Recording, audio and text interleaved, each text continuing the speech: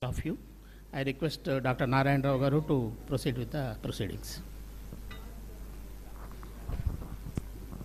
To extend a warm welcome to our beloved and dynamic Chief Minister of Andhra Pradesh, Sri Nara Chandrababu Naidu, to the Green Hydrogen Summit being held here today.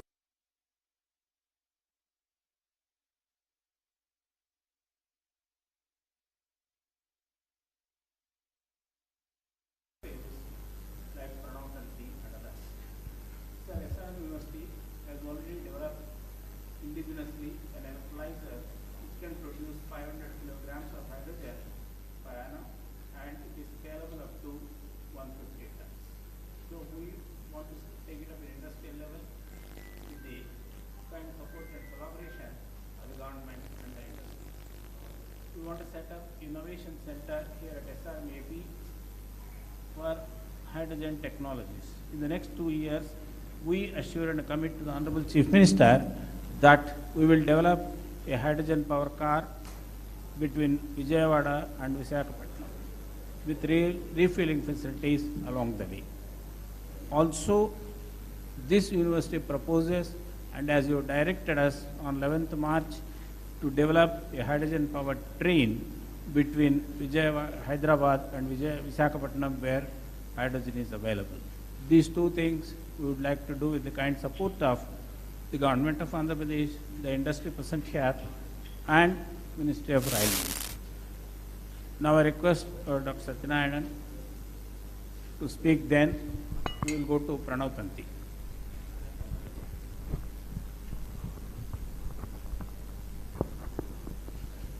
First of all, I would like to welcome the Chief Minister, the Honorable Chief Minister, for this hydrogen summit. And I understand he's been away from Andhra Pradesh for the past 3-4 days, and he's very tired. But in spite of that, he has made it to this occasion. We are very happy to be hosting this event. As Professor Raut told, we will be interested in producing hydrogen in the university, but for the industry, and also we would be interested in doing a prototype for a hydrogen train which can run between Vijayawada and the Visakhapatnam. So I request our Chief Minister, who has always been readily helpful for us, to help in this initiative also. Thank you very much.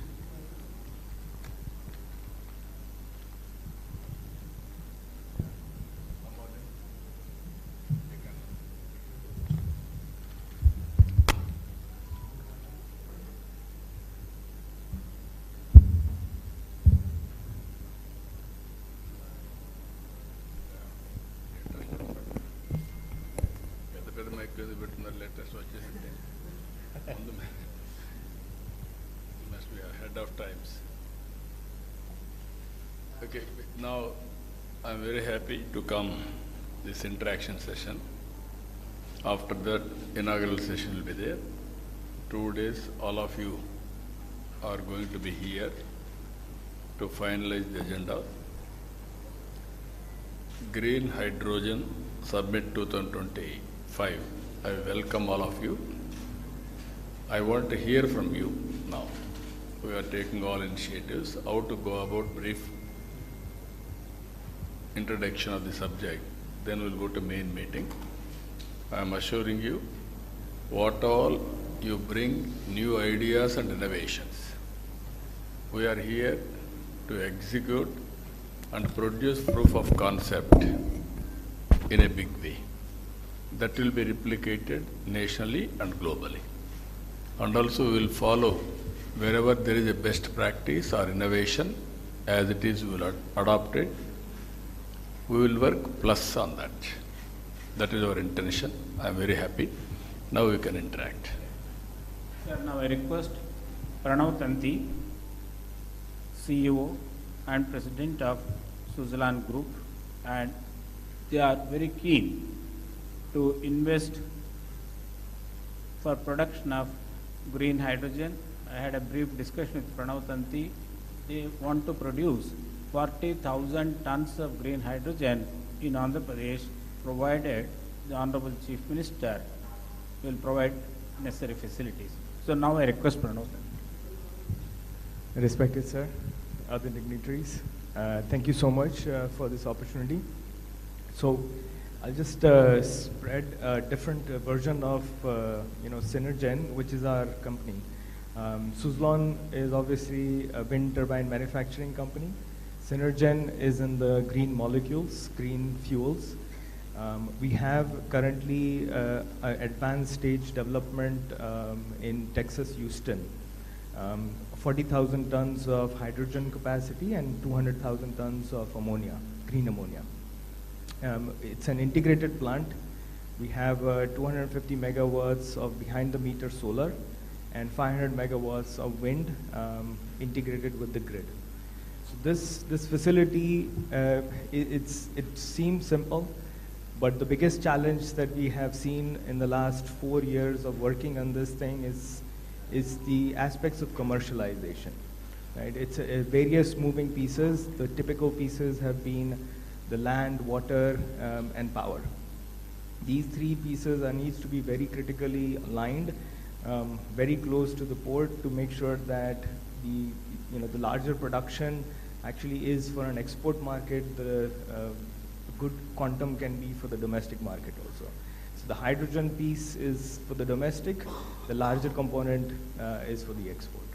So we are looking at a similar facility in India, in Andhra specifically, and we are exploring a lot of ports on the coast of Andhra. State has been blessed with several resources, blessed with the beautiful coastline, and I think that's where development of a lot of these ports, which your visions have been in the long-term visions, has been very important for us. So we will definitely commit. We are committing right now also 40,000 tons is the starting capacity, but going forward, a similar size can be double, tripled within the state. Now I request Dr. Saraswat, Honorable Member of Niti Aayog, who is an author of, rather one of the authors of National Hydrogen Mission. Dr. Saraswat Saab. Sir, very good morning. I think I am okay. Are you ready? Very good morning. I am audible? Yes, sir. I am very happy to be present in this summit today. The National Green Hydrogen Mission, which has been announced in 2023 by our Honorable Prime Minister at a cost of 19,500 crores, stipulates certain major objectives. And one of them is that India should have 5 million tons of green hydrogen by 2030. And also there is a requirement that we should have 3 hydrogen valleys that should get formed. And the idea is Valley 1, Valley 2, Valley 3 will go from 5 million tons to 550 million tons and then 500 million tons. The purpose of this valley is not just to kind of production alone, but it is to create a complete ecosystem for that.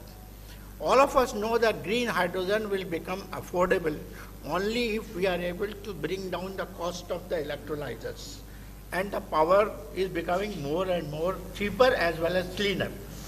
So already fortunately the renewable power in the country has come down to very low cost, and so there is no problem. But the problem of electrolyzer is still a problem. I personally believe that in Andhra Pradesh we have the right ecosystem, and one of the hydrogen valleys should be located here.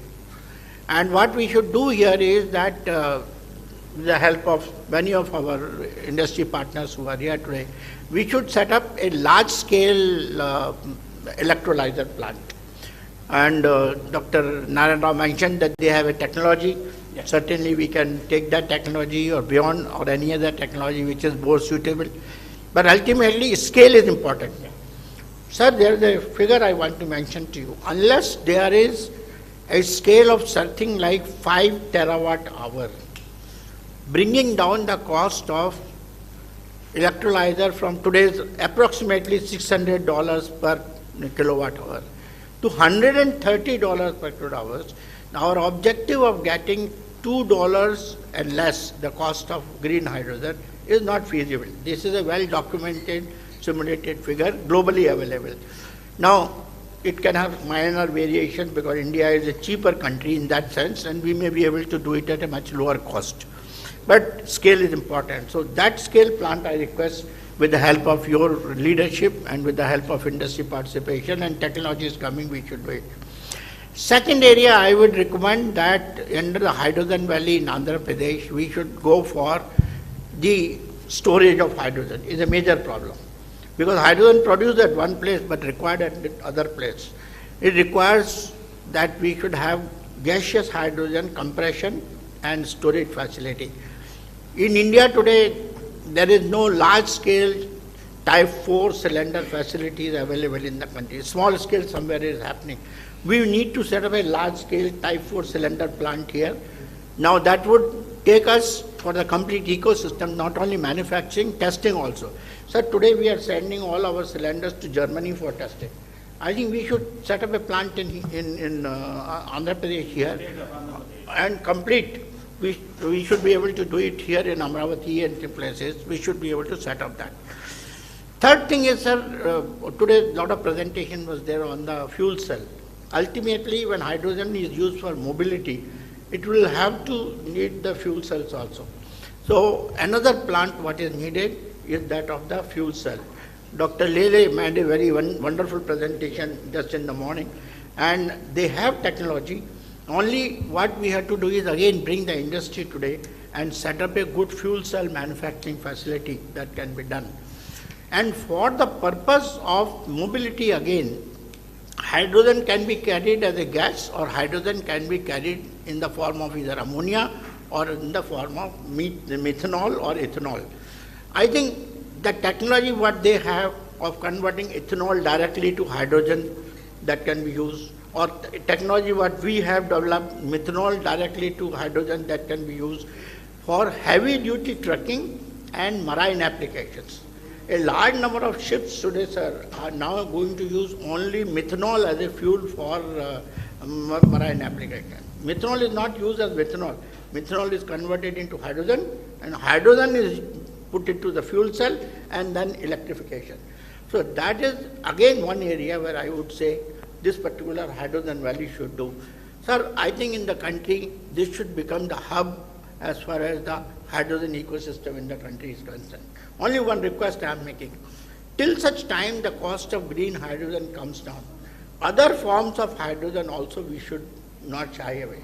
Actually, I want to mention to you that in G20 last year, year before last, we had made all the foreign countries to agree from Niti Aayog that we will work for clean hydrogen.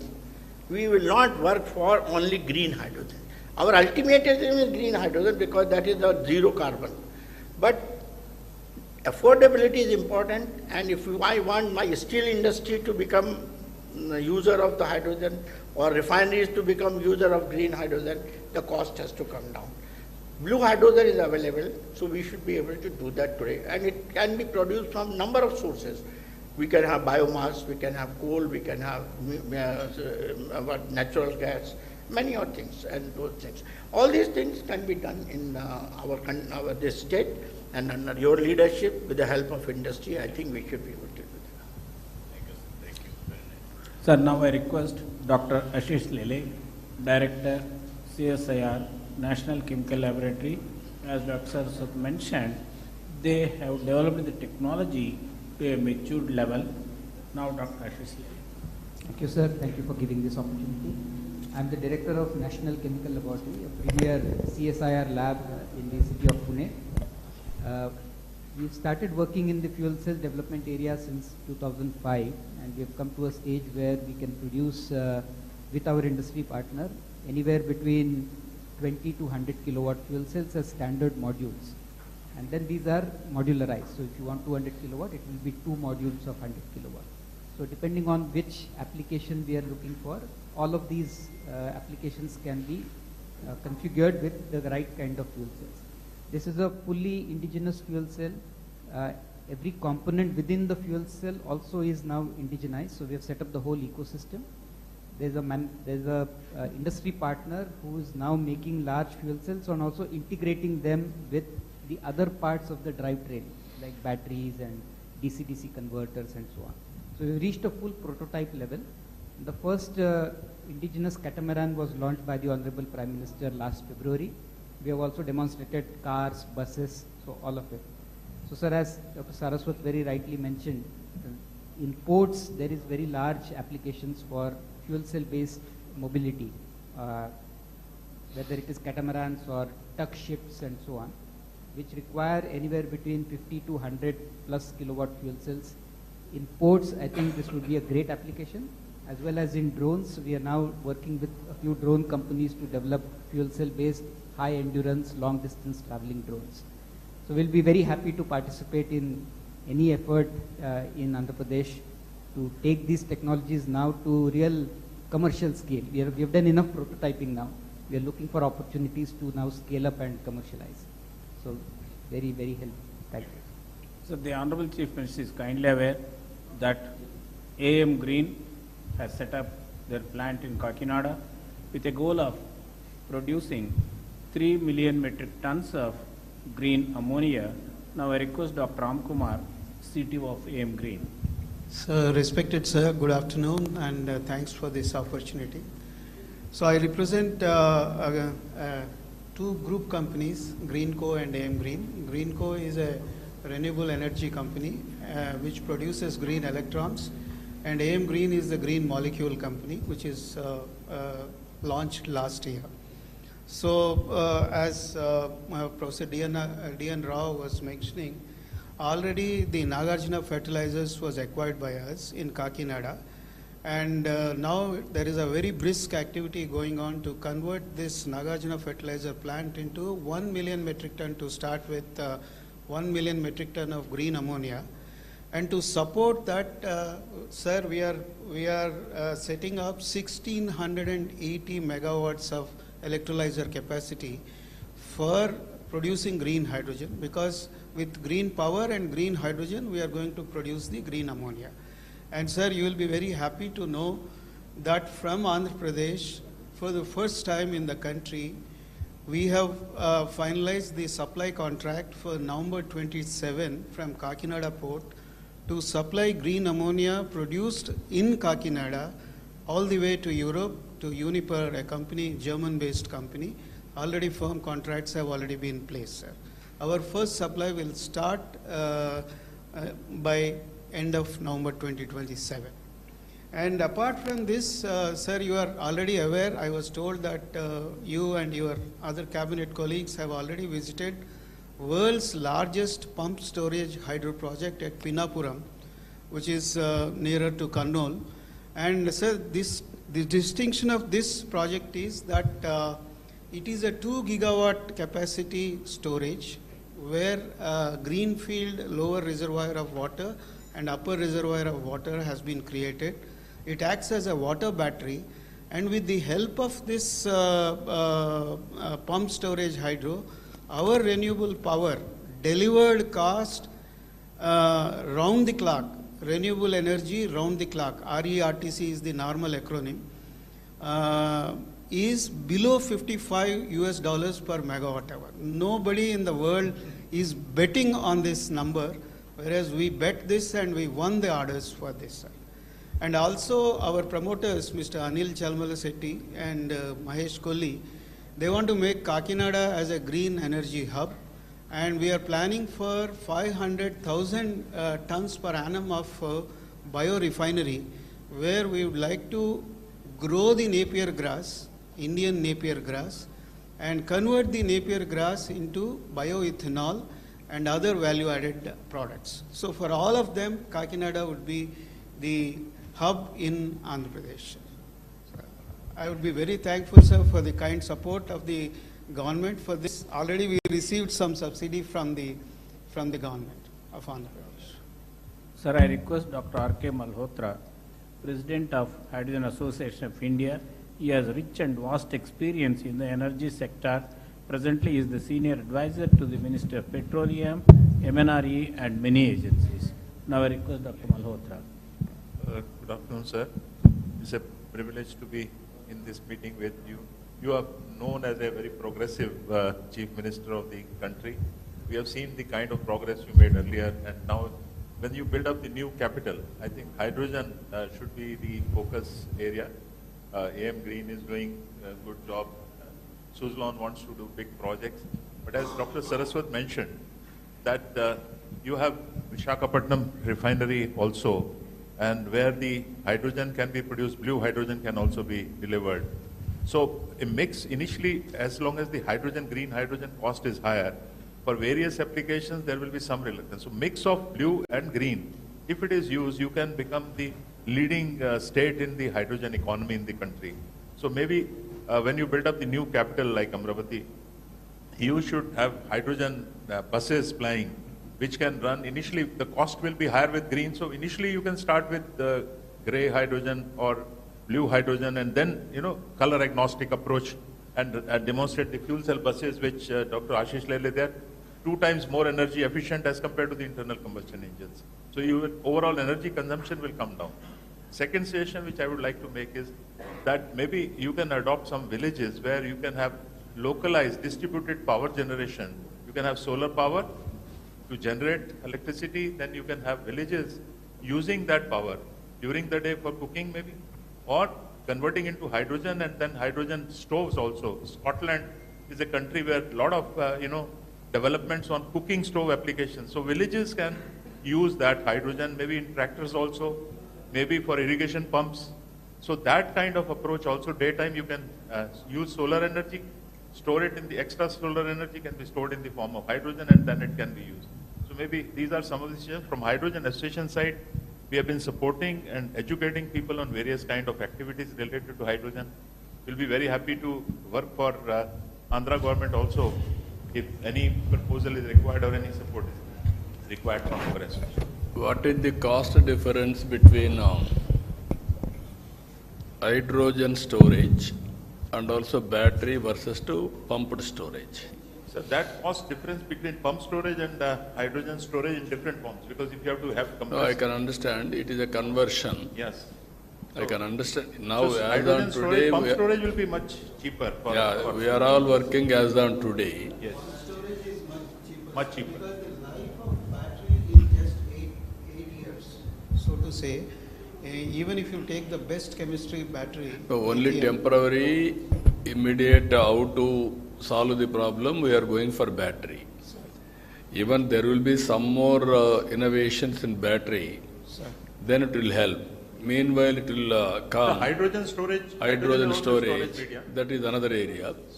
I wanted to know, as on today, we are going now solar, wind, pump, standby, battery. Now we are talking about green. Maybe hydrogen also hydrogen or ammonia, all these things. Hydrogen also becomes this. Yeah, blending also you are talking blue, hydrogen, all those things we are talking. Ultimately, a sustainable economy also. Affordability and sustainable. If I do as a pilot may be pilot, replication and scaling will be a problem. How to act all these things, that is where I want to learn. In this country, all of you have to remember one thing. All innovations I started. First of all, power sector reforms. Nobody ventured to attempt. That is late 90s. Saraswati he is aware of all those things. I started power sector reforms. Because of power sector reforms, I lost power also. That is different in 2004. That is another scenario. But always that was a benchmark today. And also all states are forced to adopt power sector reforms today. So these are all, I am aware of all developments in power sector. Not today, from the historical past also, from inception, especially 1995. So I am analyzing all our ideas and thoughts and innovations, how to integrate, how to take logical conclusion. Sir, now I request. Sir, as far as storage, as you said, I think battery storage, whatever time it happens, will always be a costlier option as compared to the pump storage option. because pump storage will run on the solar power or wind power, and rest of the, both the capex and the opex are very, very small. You know, today itself, if you take solar power, pure solar power without storage, it's about less than 2 rupees. But the moment you add the battery, it becomes 5 rupees. So that is the kind of scale. Even if you reduce the cost of battery, which is most unlikely because battery uses all critical minerals, and these critical mineral costs cannot come down because of non-availability. Marginal changes will come. So we have to always explore methods of storing hydrogen or storing power using the other methods. For example, hydrogen storage you can use as Sir Ramkumar is telling, ammonia as people. People are using ammonia, people are using ethanol, people are using methanol. They are the best carrier of hydrogen. They can be carried and then they can be reformed to give you pure hydrogen. And once that has happened, your transportation cost comes down, your ultimately delivery cost of hydrogen to the end user becomes the cheapest, if you follow that. So storage, I personally believe we should focus on cheaper means like pump storage. That is the best method is going to happen. Yeah. Sir, now I request Andrew Schumann, CEO, Everensis Renewables from Australia. Thank you very much. Thank you for the opportunity to come and speak to yourself and everybody here today. I'd like to bring a little bit of a different perspective to the conversation, and that's the one of an investor. Unless we can really make green hydrogen a value proposition, then it's going to be very difficult to get the investment. And without substantial investment, it's going to be hard to be successful. So a bit about myself. I'm an engineer. I've spent a large portion of my life working with doctors and professors, helping them to build process plants and processes and then upscaling them to commercial scales. And so I appreciate the complexities behind that, and I was really happy when Seshidhar approached me to join Arvensis. The Arvensis group is looking to invest in excess of $100 million into India. And we're looking at areas such as technology, AI, 3D printing, and all those things. We're also looking at renewable energies, and we're also looking at e-waste recycling. Okay. And we've been really, really impressed with the vision that I've seen in India. You know, when I've looked at all of the documents and the research that I've done, the vision that the government as a whole, as national, and then yourself has really put forward to say, this is where India wants to go. I really wish that Australia would have that same vision and be so clear about it. People are very scared to commit to any technology, whereas you have been very, very good with that. And so for me, from an investor perspective, you know, we're going to be starting off. We're working with to get permission from NREDCap to start our first 12 ton per day biogas plant, and we plan to rapidly expand that to 50 tons per day. Obviously, thank you. Please go ahead. Yeah, go ahead. Okay, please go ahead. Yeah. Oh. Okay, please go ahead. Oh, okay. So we're going to be rapidly upscaling that to 50 tons per day. And we've always been looking at, rather than just staying at biogas, how do we extend that into green hydrogen? So I've started doing quite a bit of research into, you know, how do we de-risk this from an investor perspective? What are the things that we need to do to ensure that the demand side is there? And it was really good for me to hear the esteemed doctors all around the table all saying we need the demand side to get there. We need to get other applications other than just the fertilizer industry and the petroleum enrichment industries. We need to look at how do we actually increase the demand? And then on the other side, how do we look at the supply? Now, being a biogas provider or investor in that, I feel a little bit, you know, like the orphan child. If I look at the scheme that's been put in place for the development of green biogas, it's all about electrolysis, okay? And the generation of green hydrogen from the biomass itself is really relegated to projects and research sort of initiatives. And so I would really ask, those are the two things that, we would like to participate and understand how can we help increase the demand side of the equation and at the same time work with you to de-risk in terms of the supply and the technology that's actually used on a biomass. So, okay. Before we close this discussion, I request the Honorable Chief Minister to address the industrialists present here. Friends, only I came here to learn more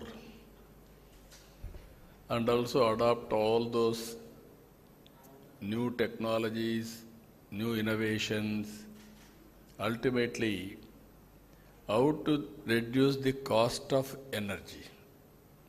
Second angle, because of global warming, how to go for green energy. Once green energy, then towards downstream industries. Storage, ammonia, ethanol, so many innovative ideas. So I am very happy to listen all of you. 2 days you are going to be here. We are having a clear policy. Even our Prime Minister is working in a big way. 500 gigawatt capacity on green energy. That is his mission with the downstream product also. What all you recommend, and then we'll start working in that direction. I am very happy, as a planning Niti Aayog member has rightly mentioned, Andhra Pradesh will be hydrogen valley. I am assuring you that it will happen. Towards that, how to bring all technologies for convergence and innovations for convergence. Both will work it out. Every year, if necessary, we will review our performance also from now onwards. Benchmarking, where are we? Next year, what is the target? Then how to move forward. You want to do any experiments, best place is Andhra Pradesh. I am assuring you, you test all your R&D research here. And then we'll implement any innovation. You need proof of concept. Otherwise, it is only innovation. That proof of concept we'll produce here and we'll scale it up. We'll take nationally, globally, wherever it is having demand. So I'm very happy for that today, because there is a seminar also. We'll go there. After that, we will have discussions. After 2 days discussions, what all you recommended, my Chief Secretary is looking after energy. He is also having long standing in Energy Department. I think he is the senior most Energy Secretary in the country. So, he is the senior most. So I'm very happy to associate with you. We'll work together. Thank you. We are very much grateful to the Honorable Chief Minister for having this discussion with representatives of industry and R&D organizations. Thank you, sir. We'll come back to the government with the recommendations of the summit. Thank you.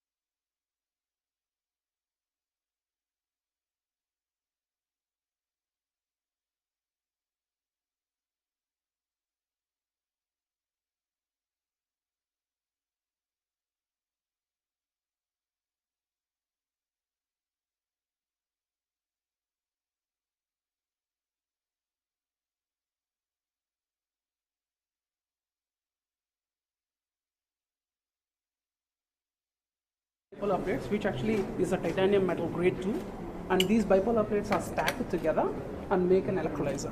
And this is completely powered by the photovoltaic panels. So since we are sitting inside, we kept the LED lamps. So that the solar panel PVs will generate the electricity, and they are directly coupled to it. And right now they are generating oxygen here and hydrogen there. And the whole objective of our project is that the hydrogen electrolyzers plays a crucial role in making into a green ethanol as a project, sir. So we are developing a green hydrogen generation by using a waste, all the agricultural waste. We put it in a gasifier. It generates a syngas, carbon monoxide and hydrogen, and that requires our green hydrogen electrolyzer. We attach extra hydrogen and we ferment the syngas using our fermentation technology, and we make an ethanol, sir. So in this process, the complete waste will actually convert into ethanol. So typically 1 ton of any biomass, like bagasse or anything, it is very 2,000, 3,000 rupees worth. But we can convert into 1,200 liters of ethanol. Yeah. So 1 liter of ethanol is costing 71 rupees. So it's a very value addition. So from the agricultural rice point of view, every farmer will get huge amount of margin, not only from the crop, from the waste. So this is the whole project, sir. We want to propose for the Good. Thanks. We will work it out. From KP Industries. Sir, we given a proposal for a green fuel station as well as excellence center in Amaravati. Sir, already taken up. They want to start a global excellence center at Amaravati. Last time we Tamil we will be getting it to next cabinet. Hydrogen also we are likely to produce, sir. We will work it out. KP we will be very happy. Major at Gujarat, sir. We met you, sir. Farooq Patel ji came and Acha. Yeah, I remember. CSR funds they want to, sir. No, we will work it out. First they said they will give CSR and they want to develop excellence center, training center. Then they want to come to blue and green hydrogen manufacturing plant we want to do, sir, and fuel station also, sir. If Amaravati think about complete green hydrogen, we have a fuel station which we shown you.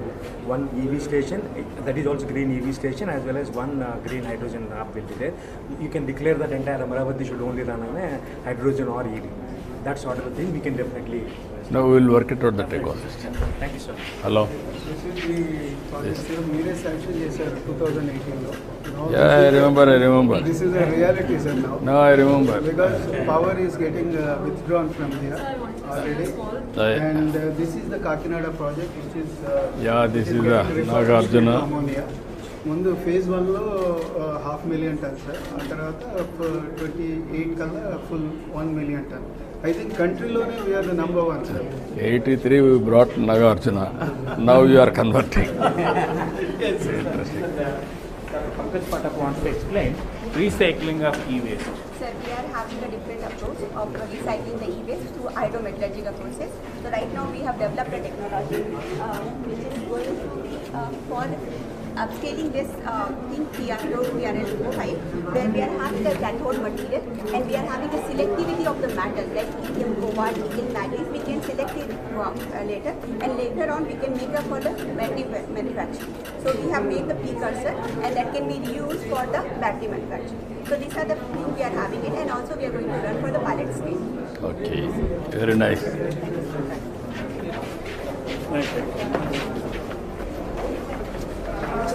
Now we'll go for nomination. Yeah.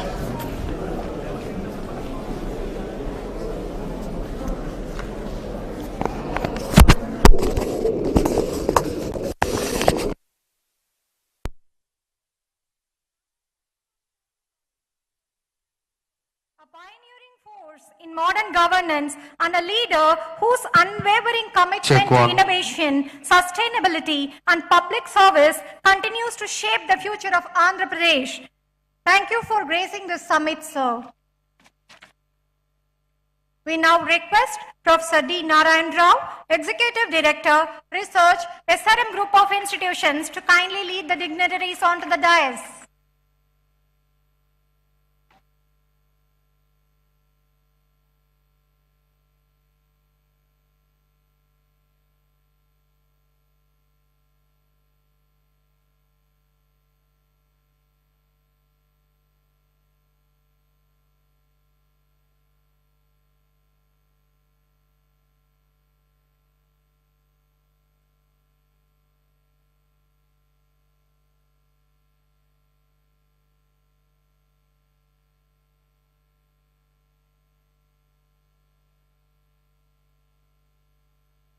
We now begin this landmark event with the tradition that symbolizes the awakening of knowledge, the lighting of ceremonial lamp. May I request our esteemed dignitaries to kindly join us for the lamp lighting ceremony.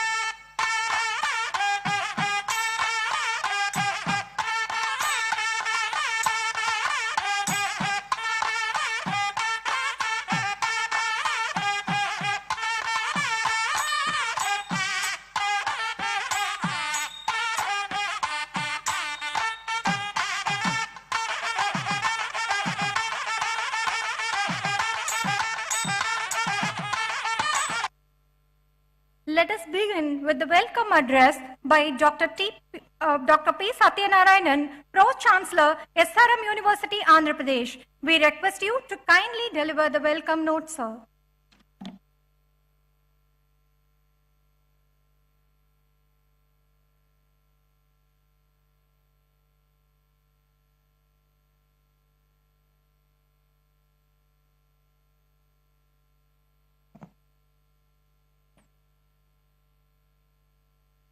A very good afternoon to you all. Esteemed guests, scientists, policymakers, innovators, and friends. At the very outset, I extend our deep gratitude to the Honorable Chief Minister of Andhra Pradesh for his presence and his unwavering support for clean energy innovation. Sir, your leadership in advancing renewable energy, hydrogen infrastructure, and world-class research ecosystem continues to inspire not us, the students and faculty, but the entire scientific and industrial community. I warmly welcome Dr. V.K. Saraswat, Honorable Member of Niti Aayog, Dr. Pemesini Chandrasekhar, Honorable Minister of State for Rural Development and Communications, Shri K. Vijaya Anand, Chief Secretary, Government of Andhra Pradesh, Dr. Ashish Leela, Director CSIR, National Chemical Laboratory, Dr. Sujit Pillai of National Hydrogen Mission MNRE, Dr. R.K. Malhotra, the President of Hydrogen Association of India, Mr. Pranav Tanti, the President and CEO of Synergen Green Energy Inc. USA, Mr. Anil Kumar, MD and CEO of Greenco, and all other distinguished delegates and the participants. It is a true pleasure to welcome you all here to this Green Hydrogen Summit, a platform that reflects our shared commitment to a cleaner, more sustainable, and forward-looking energy future. This is just not about saving the earth. It is about saving ourselves. The earth will continue to exist regardless of climate, temperature, and terrain. But we, the ecosystem that support the human life, need balance to survive. what's truly at stake is not the planet, but the environment stability we depend upon. Air we can breathe, water we can drink, and the temperature we can live with. Our ongoing dependence on non-renewable energy, fossil fuels that pollute the air, warm the planet, and degrade the ecosystem is pushing towards a future that is just not uncertain, but hazardous to human existence.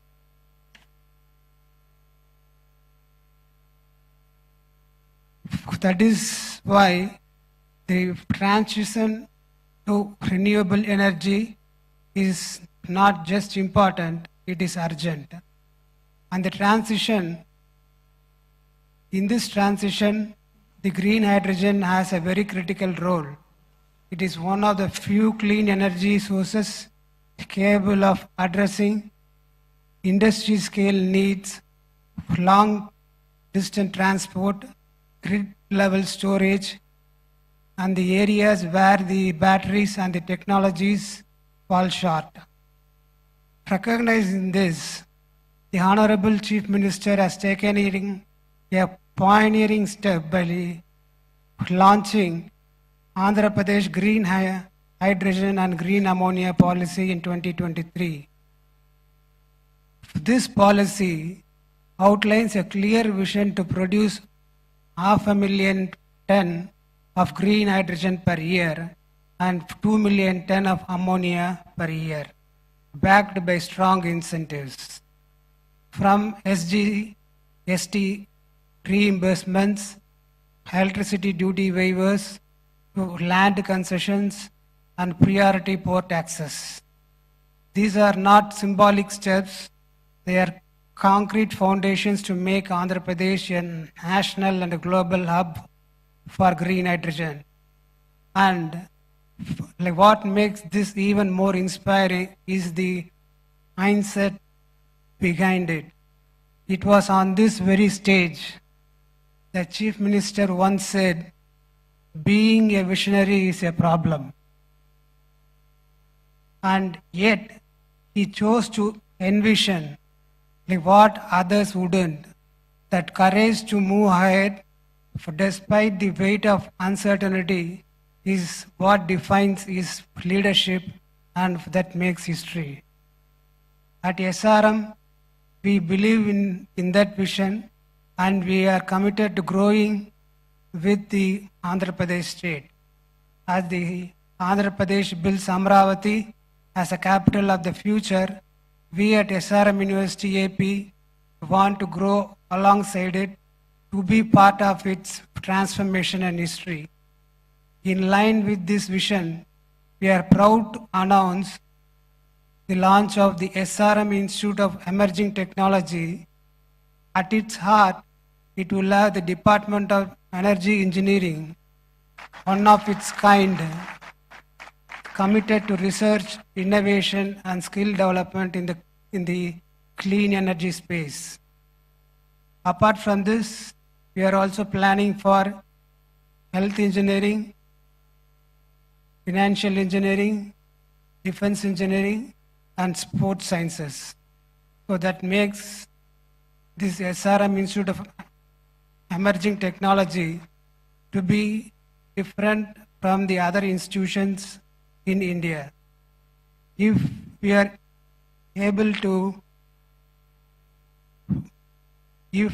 to be the last generation to depend upon fossil fuels, then the next generation must be the first to lead the clean energy revolution. While the government set policies, industries build systems, it is the youth with their ideas, innovation, and courage who will carry this transformation forward.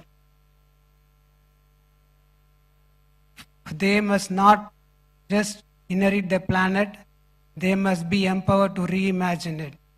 Let us not fail them.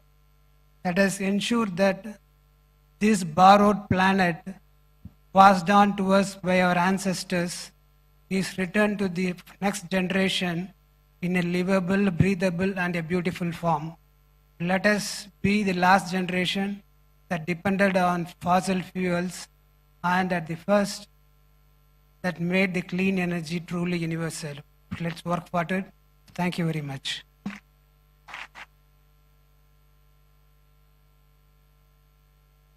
Thank you, sir, for your warm and inspiring words and for always motivating us to dream big.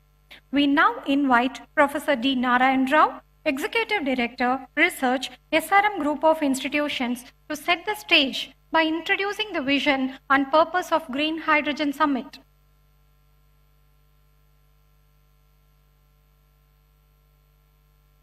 Honorable Chief Minister of Andhra Pradesh, Sri Nara Chandrababu Naidu garu,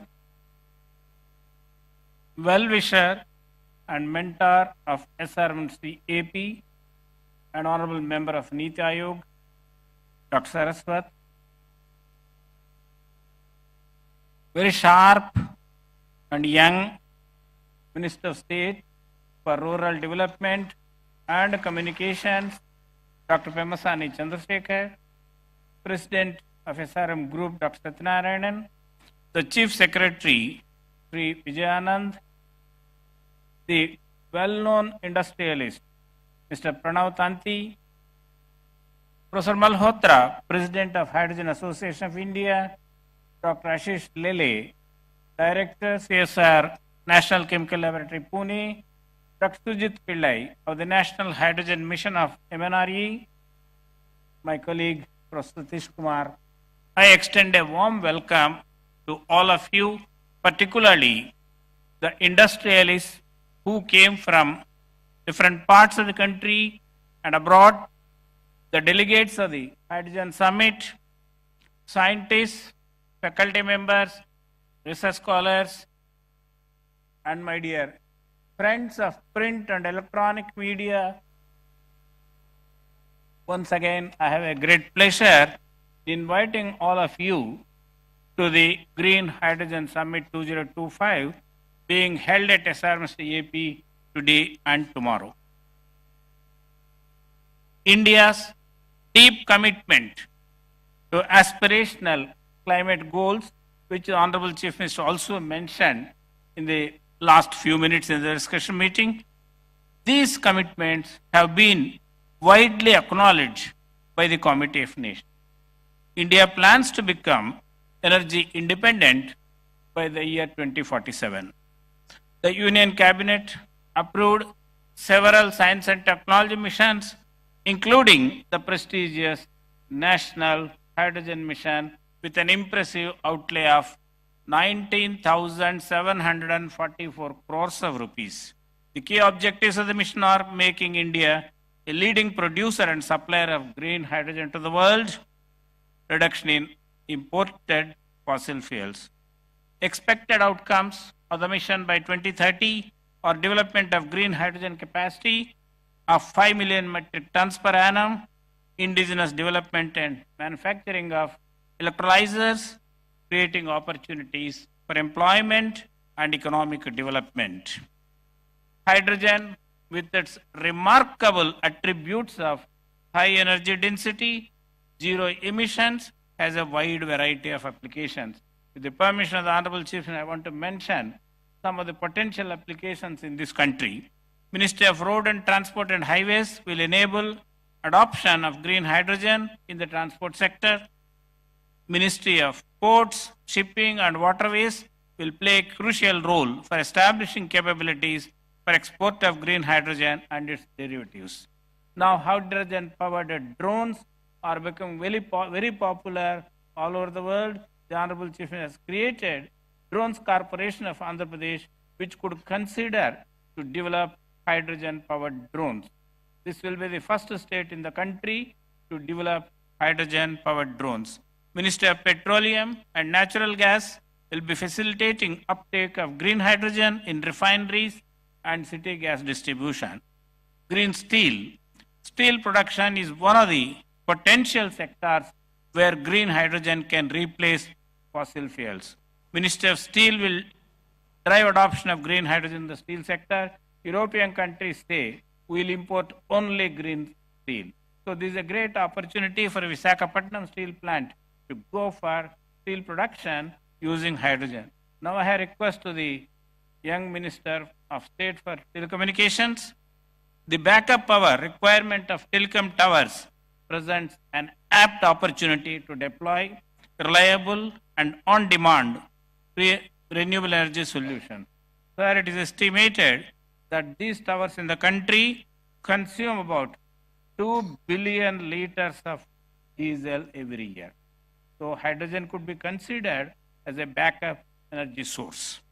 Ministry of Railways is working on transitioning towards adoption of green hydrogen in view of its ambitious plan to reduce the carbon footprint. Ministry of Railways has already developed a hydrogen-powered fuel cell-based train with the 10 coaches, and the pilot hydrogen-powered train will be demonstrated in September 2025, that is the next 2 months, between the stations Jhind and Sonepat in Haryana.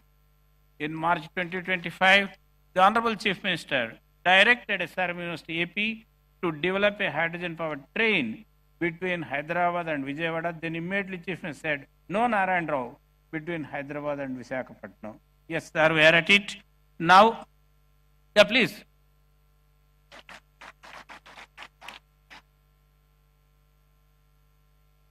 SRM University has an MOU with the Integral Coach Factory of the Ministry of Railways to develop the hydrogen-powered train. Sir, we are at it, working under your direction.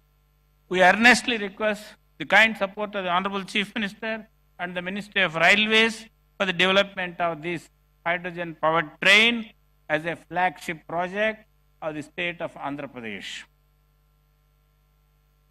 Sri Chandrababu Naidu, as an intellectual, is attracted by the aesthetic beauty of science and technology. And as a people's leader, he is greatly attracted towards technology and the promise it holds to transform the state of Andhra Pradesh and its economic development. Let's give a big applause to the aligning with the ambitious plans of National Hydrogen Mission and with a foresight that the first entrance into the business of hydrogen can reap more benefits than others, our visionary Chief Minister has made Pudimadaka near Visakhapatnam as the first and the largest hub of green hydrogen in the country. The Visakhapatnam Hydrogen Hub will be producing about 1.5 million metric tons of green hydrogen per annum, 3 million metric tons of green ammonia, methanol, etc. Green hydrogen produced at Visakhapatnam could be used by Visakhapatnam Steel Plant, HPCL, NTPC, fertilizer industries, and many others. Sir, I am glad to inform the Honorable Chief Minister and the audience present here that the faculty members of SRM University AP have indigenously developed an electrolyzer which the Honorable Chief Minister just now visited. This can produce 500 kilograms of green hydrogen per annum, and it is being demonstrated during summit. It is scalable to produce 150 tons of green hydrogen per annum. We request the Honorable Chief Minister to consider industry, university, government collaborative venture. We propose to establish an innovation center at SRM University AP to develop indigenous technology to produce, store, and utilize hydrogen as a green fuel. The goal of the proposed center in the next 2 years would be to develop and demonstrate a hydrogen-powered car between Vijayawada and Visakhapatnam, and with refueling facilities along the way. At present, hydrogen costs about 350 rupees per kilogram, which can fuel a car for a distance of 20 to 35 kilometers. The proposed innovation center could bring down the cost to 200 rupees per kilogram of hydrogen by developing more efficient catalysts for electrolysis and reducing the power consumption for producing hydrogen. Sir, you are kindly aware that on 30th June 2025, the government of Andhra Pradesh approved Amaravati Quantum Valley Declaration. IBM will be installing and maintaining a 156 qubit quantum computer at Amaravati Valley on 1st January 2026. Sir, this will be the first and most powerful quantum computer not only in the country and in South Asia. Friends, establishment of Amaravati Quantum Valley is also a catalyst for our green hydrogen mission. The quantum technologies help us design advanced catalysts, develop safer hydrogen storage systems, and create ultra-sensitive sensors for monitoring the safety. With the quantum simulations, we can reduce the cost of hydrogen and to increase the efficiency of green hydrogen production. Looking into the future needs courage and insight, and fortunately, our visionary Chief Minister has both. Let's give a big applause.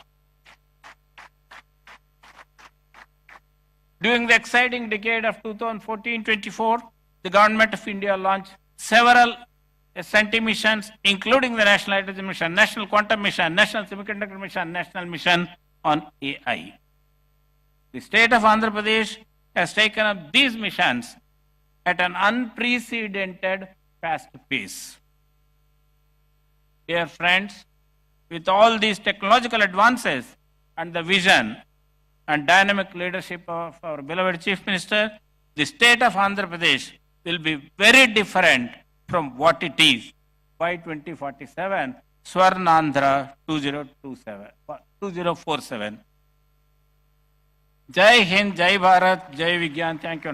Now I request all of you to give a standing ovation to this dynamic, visionary Chief Minister.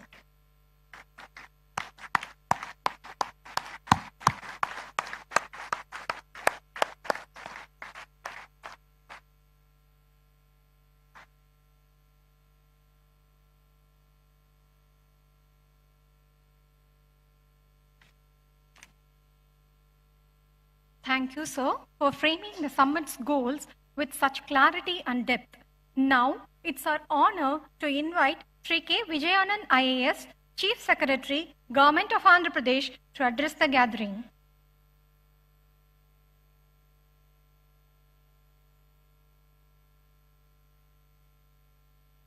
Honorable Chief Minister of Andhra Pradesh, Sri Nara Chandrababu Naidu garu, Honorable Member of Niti Ayog, Dr. V.K. Saraswat garu, Honorable Minister of State for Rural Development Communications, Dr. Chandrasekhar Pemasani garu, Pro-Chancellor SRM University AP, Dr. P. Satyanarayan garu, distinguished guests, esteemed faculty, students and industry leaders and media.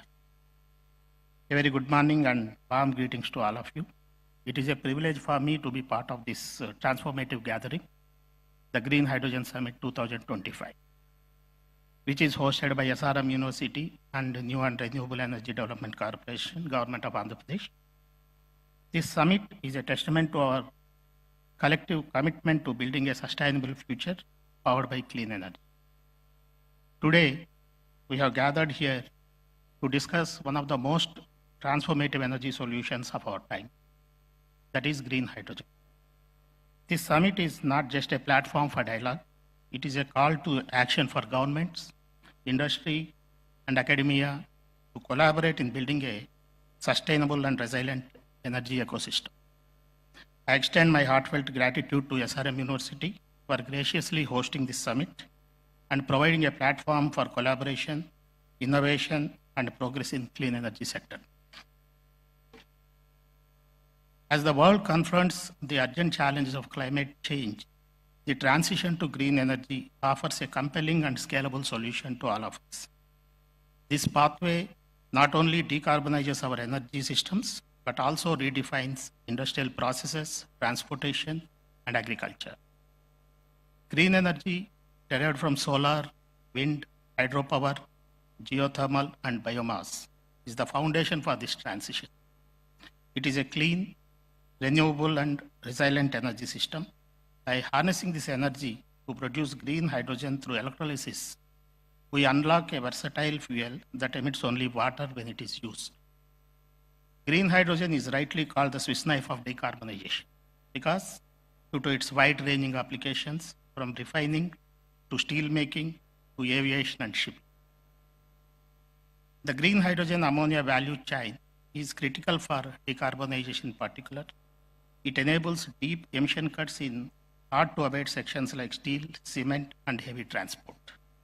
Energy storage and transportation also value chain is used to allow efficient storage and long-distance transportation of renewable energy, balancing supply and demand. In case of industrial applications, this provides high-temperature heat for industrial processes without carbon emission.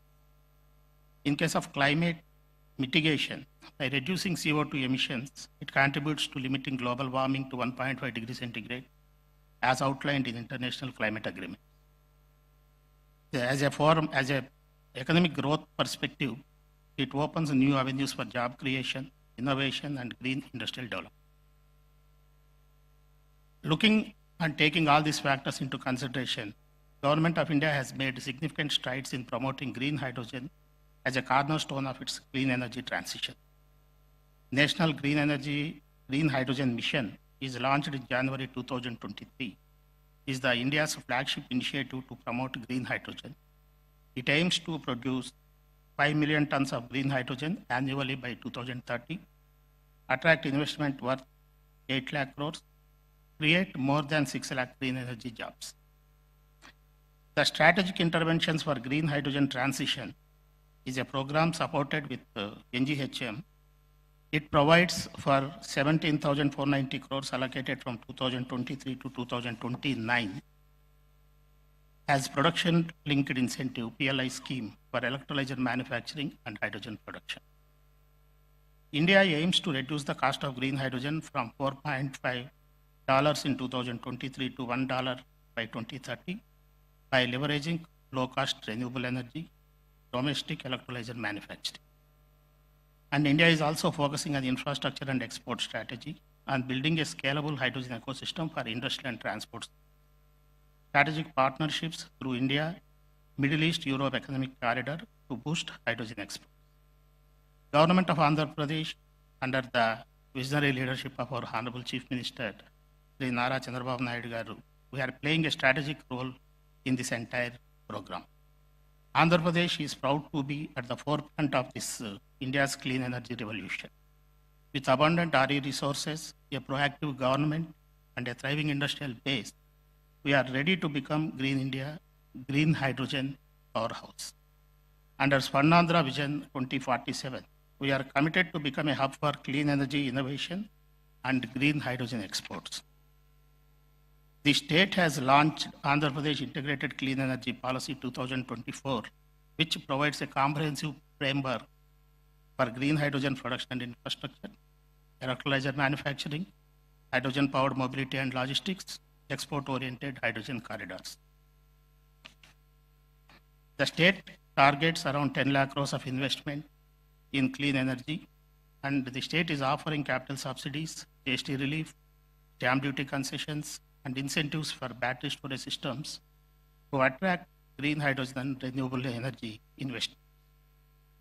Recently, India's first integrated green hydrogen hub by NTPC Green Energy, where Government of Andhra Pradesh New and Renewable Energy Development Corporation is also involved.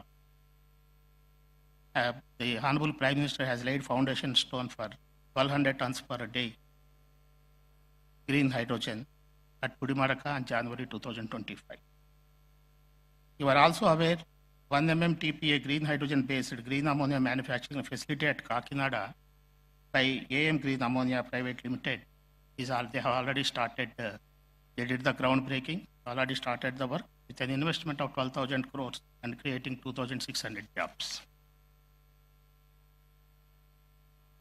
Development of a 2 gigawatt electrolyzer manufacturing facility at Kakinada by Chan Cockerill Greenco Hydrogen Solutions Private Limited is also, they have laid the foundation stone, and they have started the activity with an investment of 2,000 crores and creating 5,000 jobs.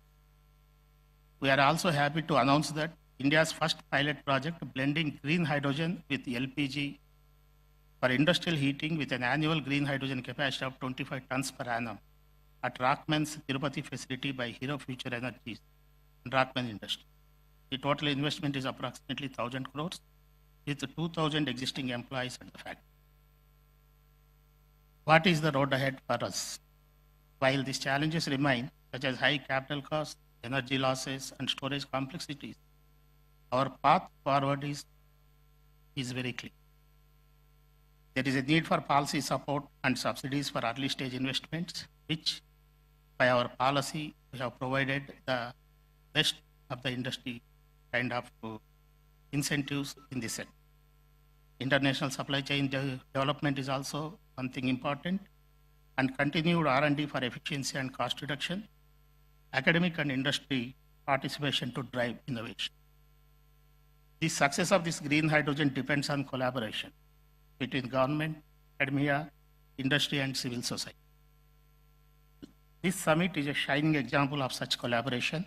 It brings together thought leaders, innovators, and policy makers to chart a roadmap for a cleaner and more resilient future. I urge all the stakeholders who are present here to continue this dialogue beyond today.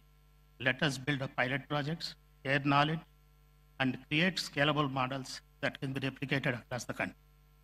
As we look ahead, let us remember that the transition to green hydrogen is not just about technology, it is about vision, it is about courage, and it is about commitment. And Andhra Pradesh stands ready to lead, and we invite all of you to join us in this journey.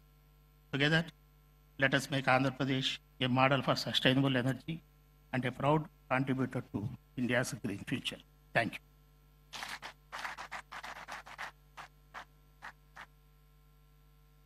Thank you, sir, for your insightful address. It's our honor to invite Sri Pranav Tanti, President and CEO, Synergen Green Energy, to address the gathering.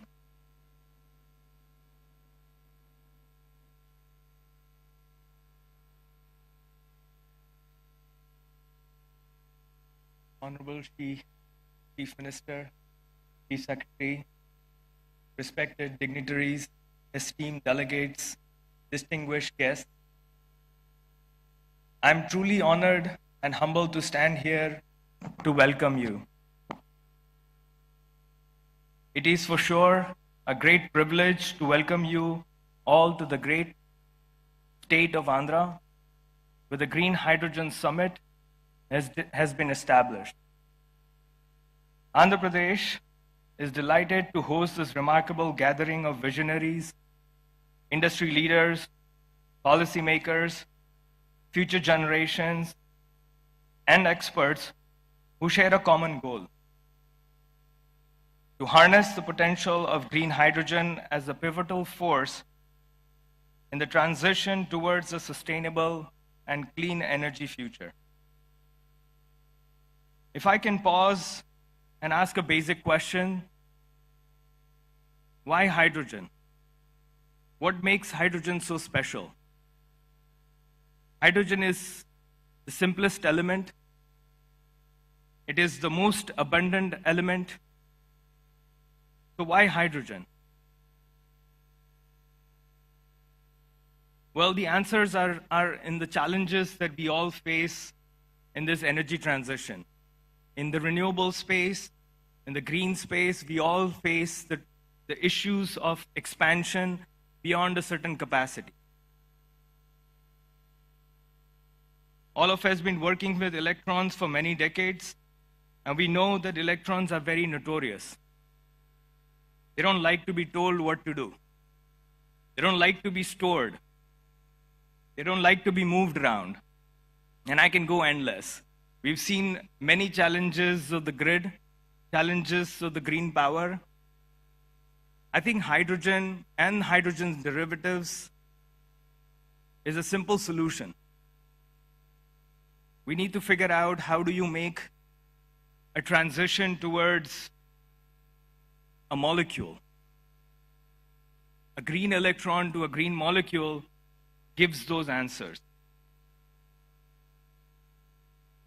Hydrogen is pivotal in transforming the electrons to molecules to unlock the potential to store, to transport, to consume the green electrons when you need it. Basically pivotal in displacing the fossil fuels. Andhra Pradesh, with its strategic initiatives and commitment to clean energy, is proud to lead the way in fostering discussions and collaborations that will drive innovations in the green hydrogen. This all comes with a great vision that the policymakers, the chief ministers, the dignitaries have. This summit serves as a vital platform for exchanging ideas, showcasing advancements, and exploring opportunities for collaborations across sectors. Our company name, Synergen, is coined using two terms, synergy and hydrogen. It's simple as it stands. We strongly believe that the key to unlocking the next phase of expansion is undoubtedly collaboration.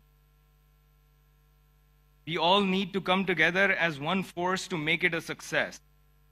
We are in the advanced stages of development of green hydrogen and green ammonia manufacturing facility with a capacity to manufacture 40,000 tons of green hydrogen in the state of Texas in US. With this anticipation, we believe that the commissioning is possible in 2028. And a combined capex of renewable energy and a green fuel of $2 billion. This was only possible because of the efforts we put in fostering partnerships and collaborations over the last 4 years. Throughout this summit, let us engage in meaningful dialogue, challenge conventional thinking, and inspire one another to take bold steps towards achieving the common objective. Your insights, experiences, and commitments will lay the groundwork for transformative change. Once again, welcome to the Green Hydrogen Summit at Andhra Pradesh.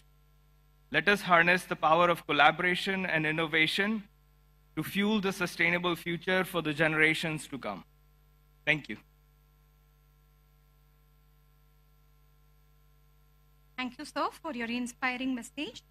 It's our immense privilege to invite a distinguished architect of India's science and technology policy, Dr. V.K. Saraswat, Honorable Member, Niti Aayog, Government of India. A driving force behind India's strategic advancements, Dr. Saraswat's insights continue to shape the nation's innovation landscape. We request you to deliver the keynote address, sir.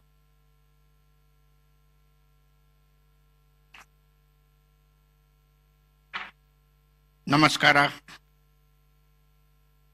Very good afternoon, Honorable Chief Minister of Andhra Pradesh, Shri Chandrababu Naidu Garu, Honorable Minister of State, Dr. Chandrasekhar, Shri Satyanarayan, and many of my colleagues, distinguished scientists, industrialists who are on the dais, off the dais, ladies and gentlemen, members of the media, it's indeed a pleasure to be part of this Green Hydrogen Summit. We were just discussing, this is a journey which I started about 7 years back or 8 years back, when I made a presentation to our Honorable Prime Minister and said India should launch a hydrogen mission. I think it was around 2017 or so, 17 or 18. And he immediately picked up that, and the story is known to you today, with so many of you have talked about the hydrogen mission of the. So the vision of our Prime Minister is to decarbonize our energy system. That's why he has committed in the NDC that we will be 500 gigawatts of renewable power or non-fossil power by 2030. He has also committed that we'll have energy intensity committing reduced by 45%. And we will have more than 2.3 billion of carbon absorption so that we can have through afforestation that much of CO2 that can come. And ultimately net zero by 2070. Now what is the role in this? Because energy is such a sector which is so open. We have been depending upon fossil fuels for energy for the last so many decades and almost a century. And now we have worked out under the leadership of our Honorable Prime Minister, the energy mix for our country. The energy mix for the country today is that we will work on mostly on the renewable energy. That's why we said 50% by 2030.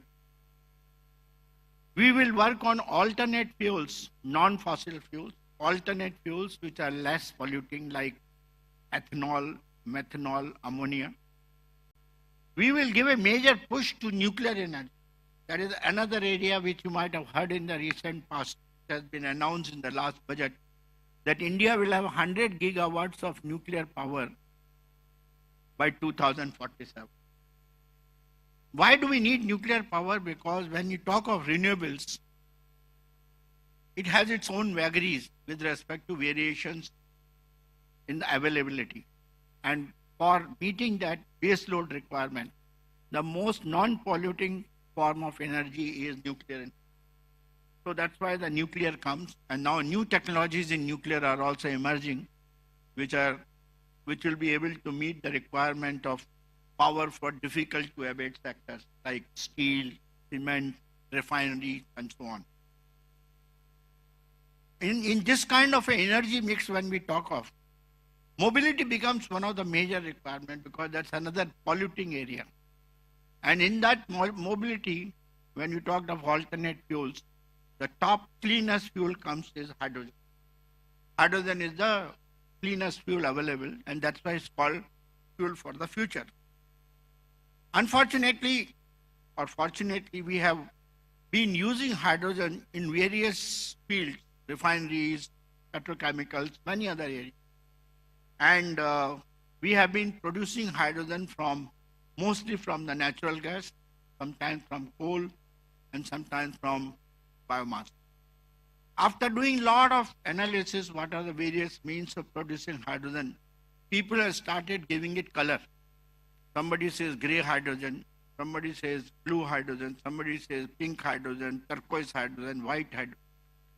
Now this kind of a color is mainly based upon what is the total carbon dioxide emission that takes place in the process of production of that hydrogen. That is what it's called, that color is given. But as you want to do the green hydrogen, it has got its own problems with respect to the cost. We know that hydrogen can be produced in the most non-polluting manner through the electrolysis of water using, again, non-fossil energy, that is renewable energy, which is a non-fossil energy. If we can do that, we can get it. But while the cost of renewable energy has come down, but the cost of electrolyzers, which are responsible for electrolysis of water, is even today very high, which results into a differential of almost $4 to $5 with respect to the cost of gray hydrogen or blue hydrogen for that of the green hydrogen.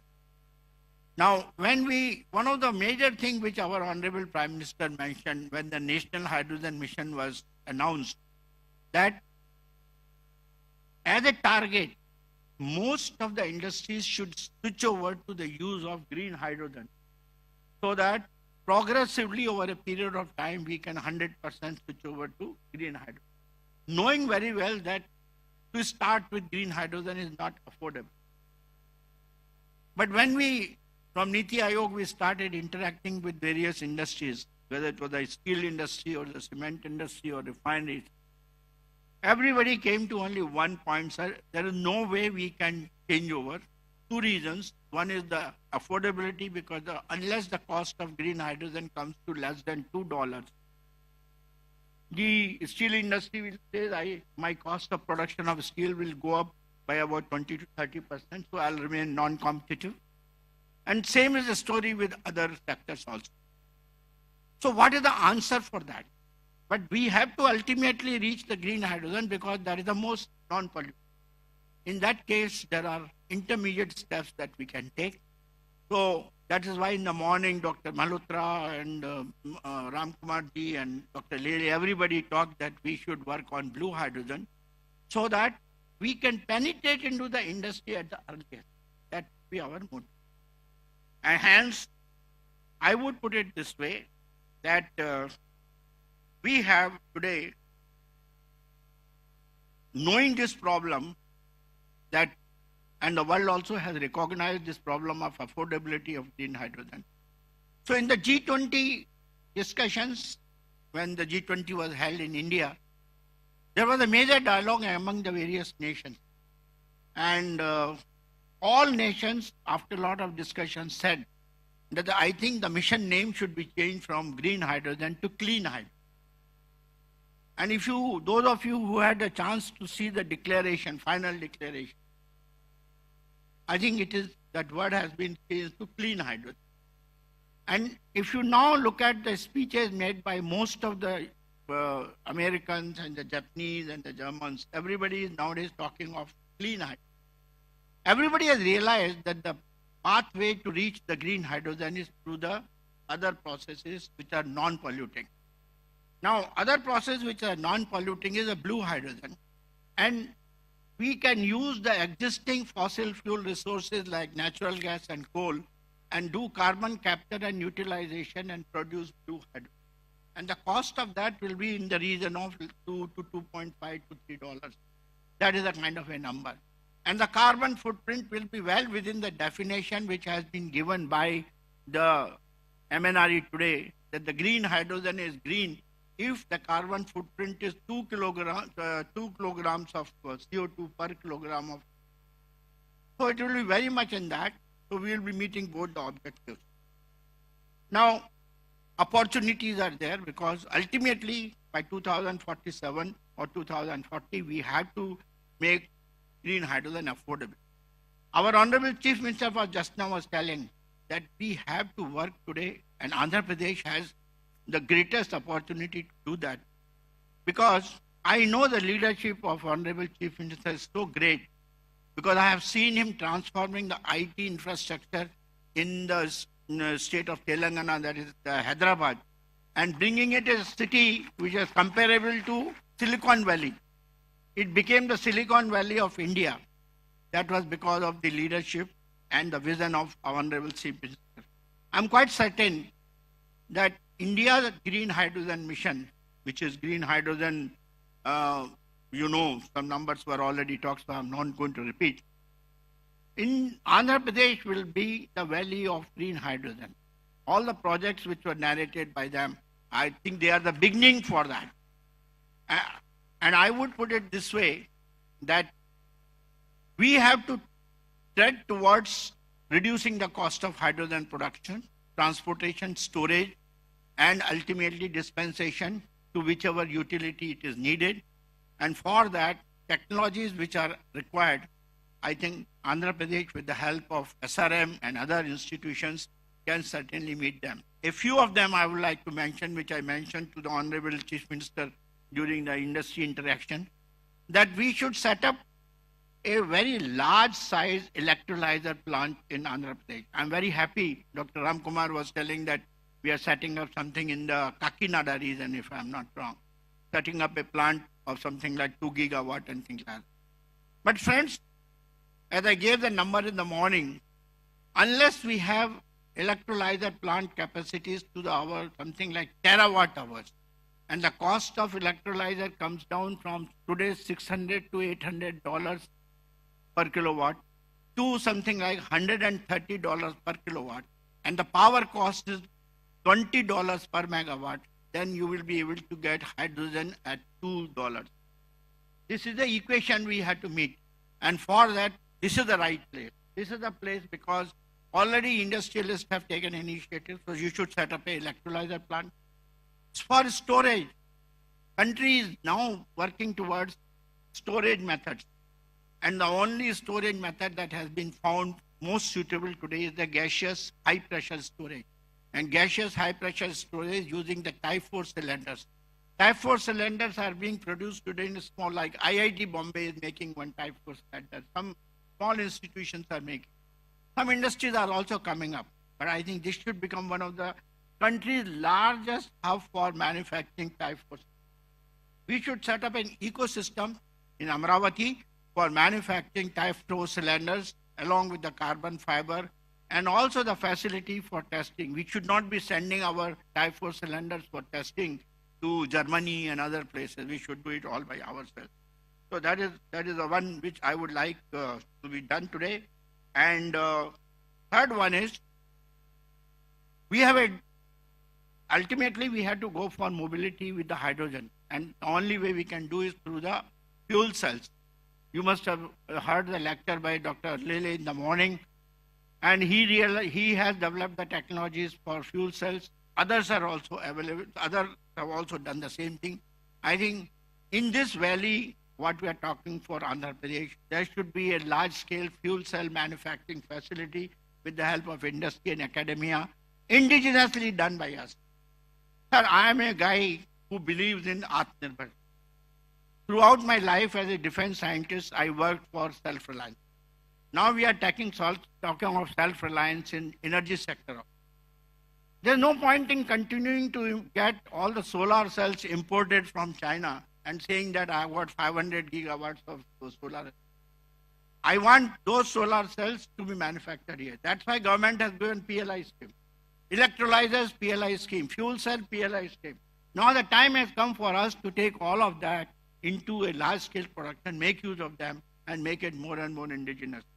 And that is where Andhra Pradesh Hydrogen Valley will become the hub, and the leadership of our Honorable Chief Minister will be the big word, big guidance for all of us.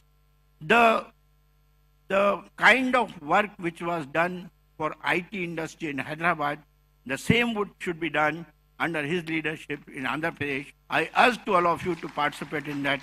Thank you very much. Namaskar.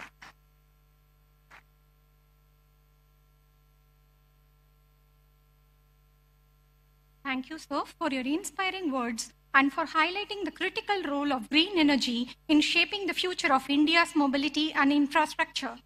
Now, I request Dr. Chandrasekhar Pemasani, Honorable Minister of State for Rural Development and Communications, Government of India, to address the gathering.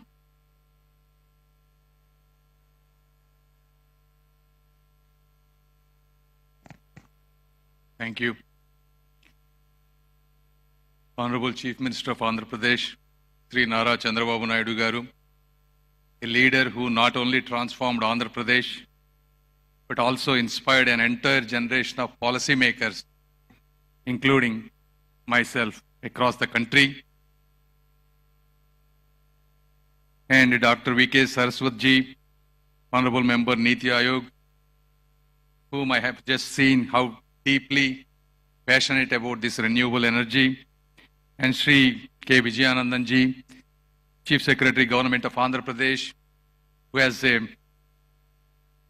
has longest experience in electricity and energy, and all the founders of this university, distinguished guests, including elite industrialists, entrepreneurs, researchers, innovators, media, and everyone, thank you.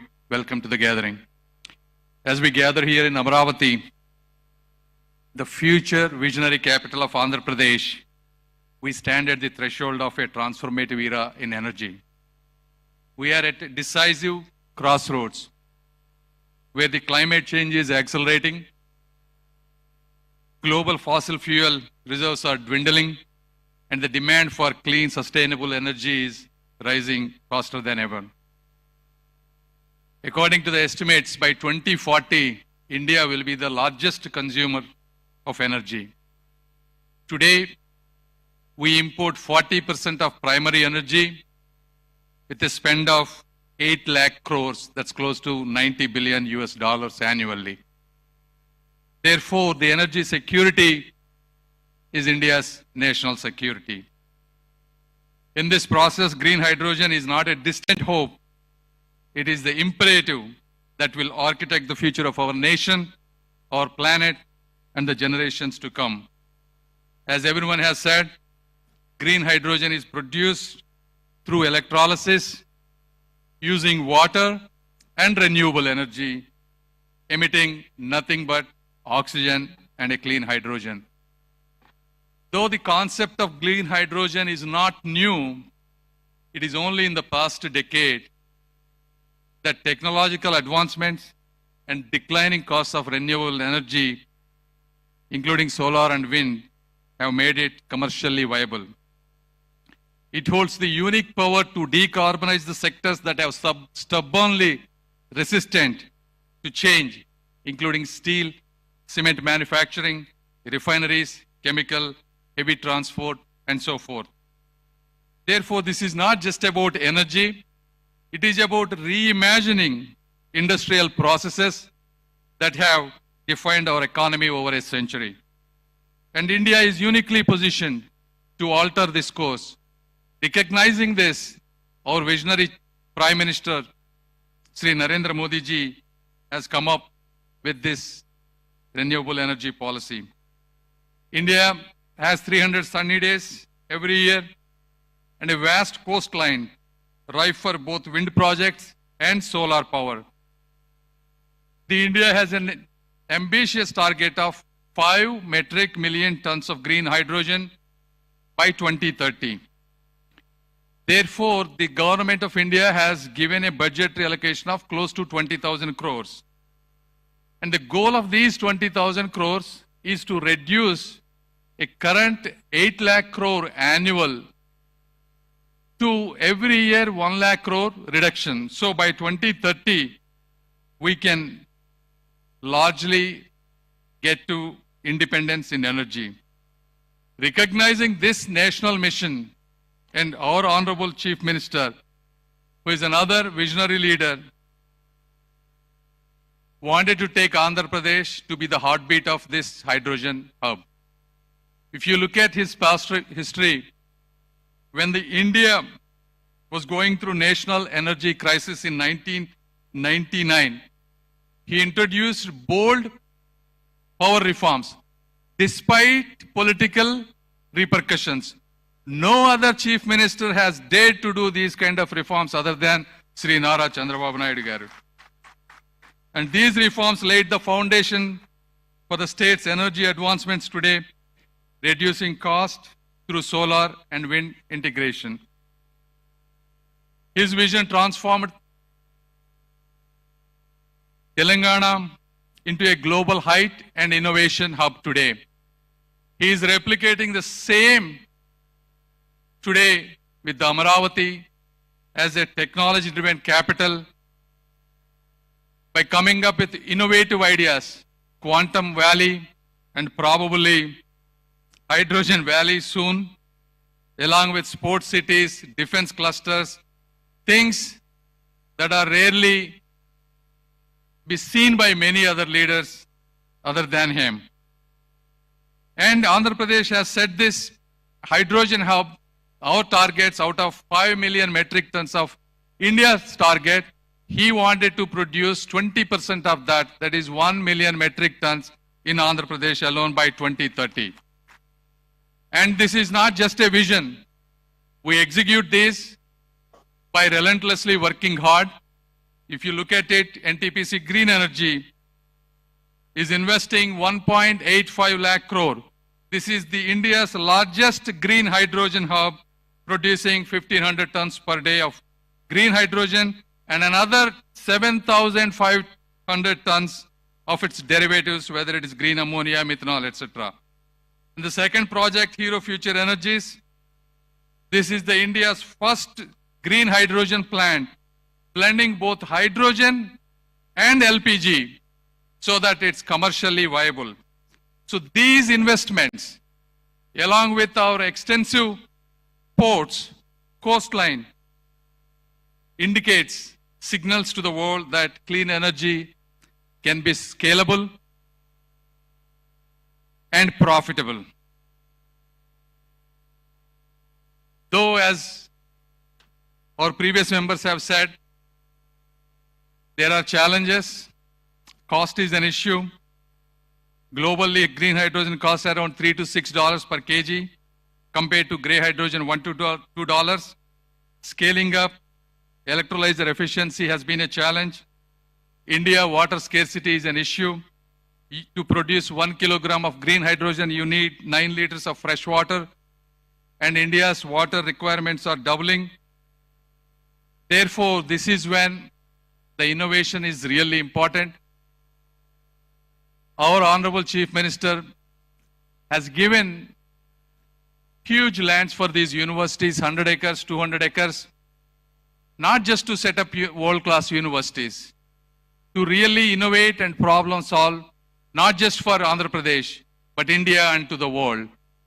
I mean, these are beautiful universities that were built with large investment, and we appreciate and thank the university.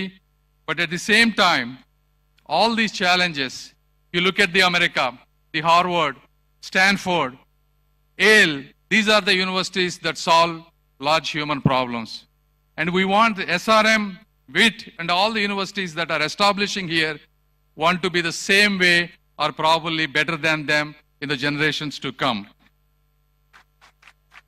And we have to solve these. What are the solutions, right? If you have the water scarcity, how can we do electrolyzers using salt water? How can we create lightweight storage? How can we create breakthrough in fuel cell chemistries? So these are all the things that both the industry, universities, and our government is always willing to do policy changes, whether it's tax breaks, subsidies, and the draft integrated plan of 2024. All of these must come together. With these right investments and government policies, we can create jobs and provide power to the rest of the world. And this is our moment to lead, to leap, and to leave a legacy. And I once again thank you for everyone being here and inviting me for this important conference. Thank you.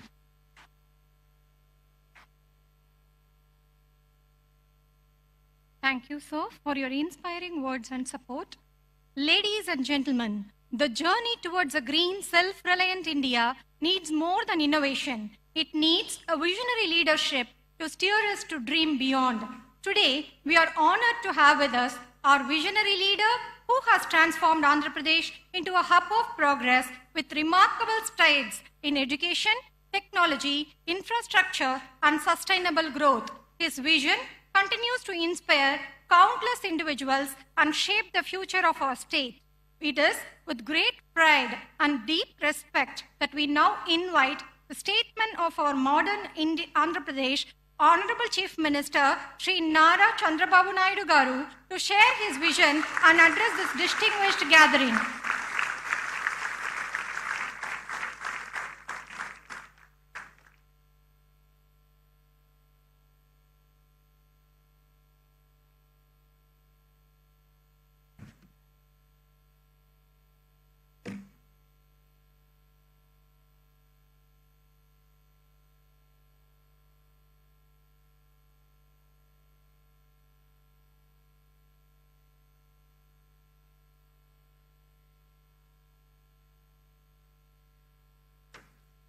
Honorable Minister of State for Rural Development and Communications, Government of India, Dr. Chandrasekhar Pemmasani, Honorable Member, Niti Aayog, Dr. V.K. Saraswat, Pro-Chancellor, SRM University, Sri P. Satyanarayana garu, Chief Secretary, Government of Andhra Pradesh, Sri Vijayanand garu, Pro Vice Chancellor SRM University, Professor Satish Kumar, Director, CSIR, NCL Pune, Ashish Lele garu, President CEO, Synergen Green Energy, Sri Pranav Tanti garu,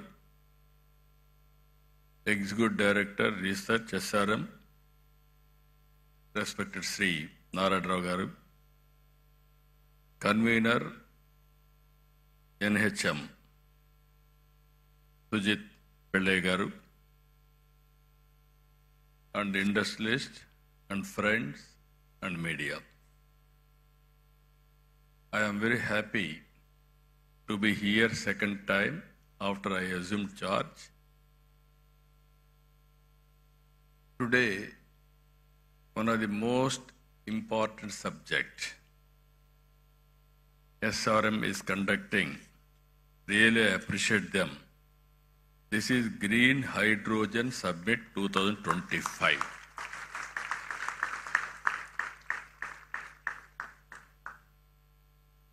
Why I am saying this is very, very important? I have seen transformation in energy sector and also fuel sector. If you can go back 40, 50 years back, at that time, no energy. India, when I born, elementary school, when I used to go to school, we used to use only lanterns. Youngsters may forget about it because you didn't witness that type of situation. After that, power has come, electricity has come to villages. That is a big news and also very, very surprise. Then if you see after some time when I became MLA, there was a big problem of energy, low voltage, all pump sets will be totally spoiled. Even sometimes all crops will be withered away. There were days when I was Chief Minister of Andhra Pradesh, 50% of time whenever there is a session, we are having a budget session in March. March is the best season for agriculture. They need power and also hot. Automatically there is no power. All MLAs used to block the assembly through adjournment motions. Then I used to discuss about, there were days we adjourn the assembly, go to the field, what is happening, and then come back and report to the assembly members. Then I thought in this country, better to go for reforms. Already one state has introduced reforms, Orissa. They were forced to withdraw reforms again because of pressure from public and political parties. In this country, I started first time power sector reforms in 1999 or 2000. That is the beginning. First regulatory commission has been set up. And also transmission, distribution, generation companies have come for more accountable and transparency and better delivery. We are able to manage power position very well at that time. If you see, sometimes we have to pay some price also. I brought power sector reforms. I lost power in 2004. Even all my MLAs, everybody told me, no, you are moving very fast because sometimes some reforms, some people will get adverse effects in the short term, but ultimately it will be beneficial. Again, if you see clean energy, solar, wind, all these things, around 2014, prohibitive cost, 14 rupees unit production cost. Nobody thought about it. At that time, Government of India has come forward, Honorable Prime Minister Narendra Modi ji, to promote green energy in a big way, solar, wind, and everything. As rightly mentioned Mr. Saraswat, Panels we had to import from China with a prohibitive cost also. So many challenges, opportunities. Then we have scaled up in a big way solar energy. Now it has come ₹2.20. And also, once we don't know where power is coming, today you can generate power at your rooftop. Even SRM can generate power, required power for the university campus. That is the stage today. Because of solar power is coming, but it is only daytime when there is sunlight. There is a wind power. It will come only evening, that too whenever there is a wind. Now, pumped energy, that is one more concept I started not now. Around 95, 97, in Sri Salem, I started reversible pumps for peak load factor, how to manage. Then that has gone at the time, sometimes power demand also is changing according to situation. Earlier I had a problem, power shortage in the evening and also morning, 10 to 11 like that, because agriculture operations. Today, power is generated during the day. I don't have any problem in the morning. I need more power in the evening sometimes. Peak load, how to balance. Now pumped storage energy has come. Battery has come. Battery is very costly. But ultimately, sustainability is the problem and cost is the problem. Now we are all talking now. Clean hydrogen. That is where how to make it power cost effective and affordable. Either that is a very interesting experiment we are all thinking now. If you see global warming, all countries are moving how to go for green energy. If you see here, Honorable Prime Minister has announced 500 gigawatts non-fossil fuel energy by 2030. And also net zero by 2070. Clean hydrogen and its derivatives. We are aiming decarbonization. And we are discussing today and tomorrow here. This is where circular economy, recycling of water, recycling of energy recovery, so many things we are going to discuss. In this, Andhra Pradesh wanted to play very major role. There is one advantage I wanted to inform all of you. Andhra Pradesh, one advantage solar, second advantage wind, third advantage pumped energy, fourth advantage we are having beautiful sea coast, nearly 1,000 kilometers. Now green hydrogen, you wanted to, green hydrogen or ammonia, all these things you want to export. You need port facility. We are having 1,000 kilometers. Now people are coming to Andhra Pradesh because this is another advantage for us. Now in Visakhapatnam, our NetCap and Government of India NTPC subsidiary, they are going green hydrogen.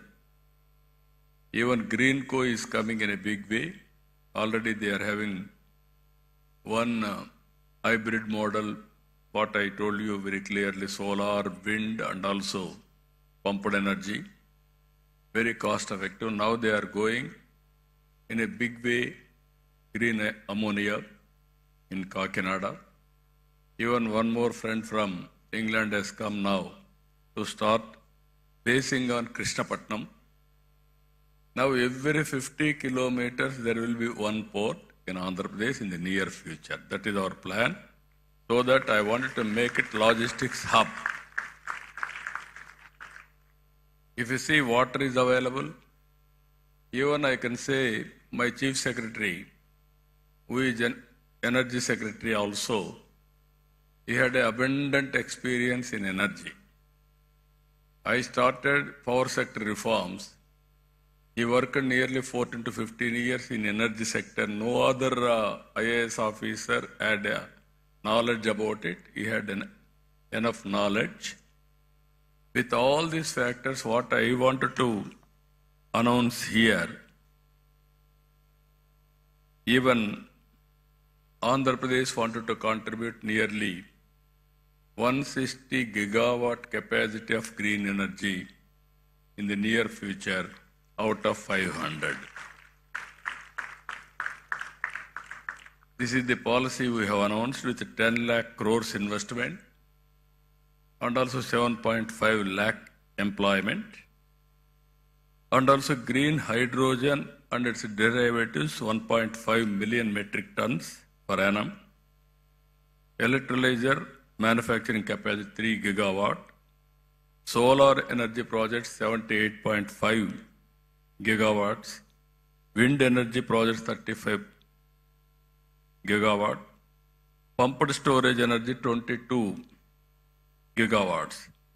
No other state is having this advantage. They may not have water or also hydrological balance also. Even we are going battery energy storage system 25 gigawatt forever. That is this is also needed as of today. Ethanol 15,000 kiloliters per day. Bio CNG, CBG 10,000 tons per day. Clean tech manufacturing 20 gigawatts. Mine module molecular. Even we are going electric vehicle charging infrastructure, nearly 500 stations. For this, we have given excellent incentives. You can go ahead. You can see incentives. Even incentives for electrolyzer manufacturing also one of the best policy. If anybody is giving better than us, you tell us, we will correct it, we will update it, we will provide all the incentives, number one incentives in the country. That is our commitment. So far, even so many companies have come. Even Reliance Industries has come. 500 compressed biogas plants. They are going to spend 65,000 crores. They are going to create 250,000 employment. Even Renew, largest RE complexes in the country, was held in Guntakal. They are going to spend 22,000 crores and also 1.50 gigawatt renewable energy project, along with one GWH PESS in 2 phases with the employment generation of 4,000. Even Power Renewable Energy Private Limited signed MOU. This is 7 gigawatt wind, solar, hybrid power projects with an annual estimated investment of 49,000 crores and employment potential of 33,000 employment. So this is where another company, AP, I told you already, NTPC and NetCap, Greenco also. Very interestingly, if you see history, in 83 my party announced fertilizer plant in Kakinada. Then one entrepreneur who is selected, KVK Raju, he started Nagarjuna Fertilizers. Today, Greenco has taken over that Nagarjuna Fertilizers. They are going ammonia. At that time, we have given fertilizer plant.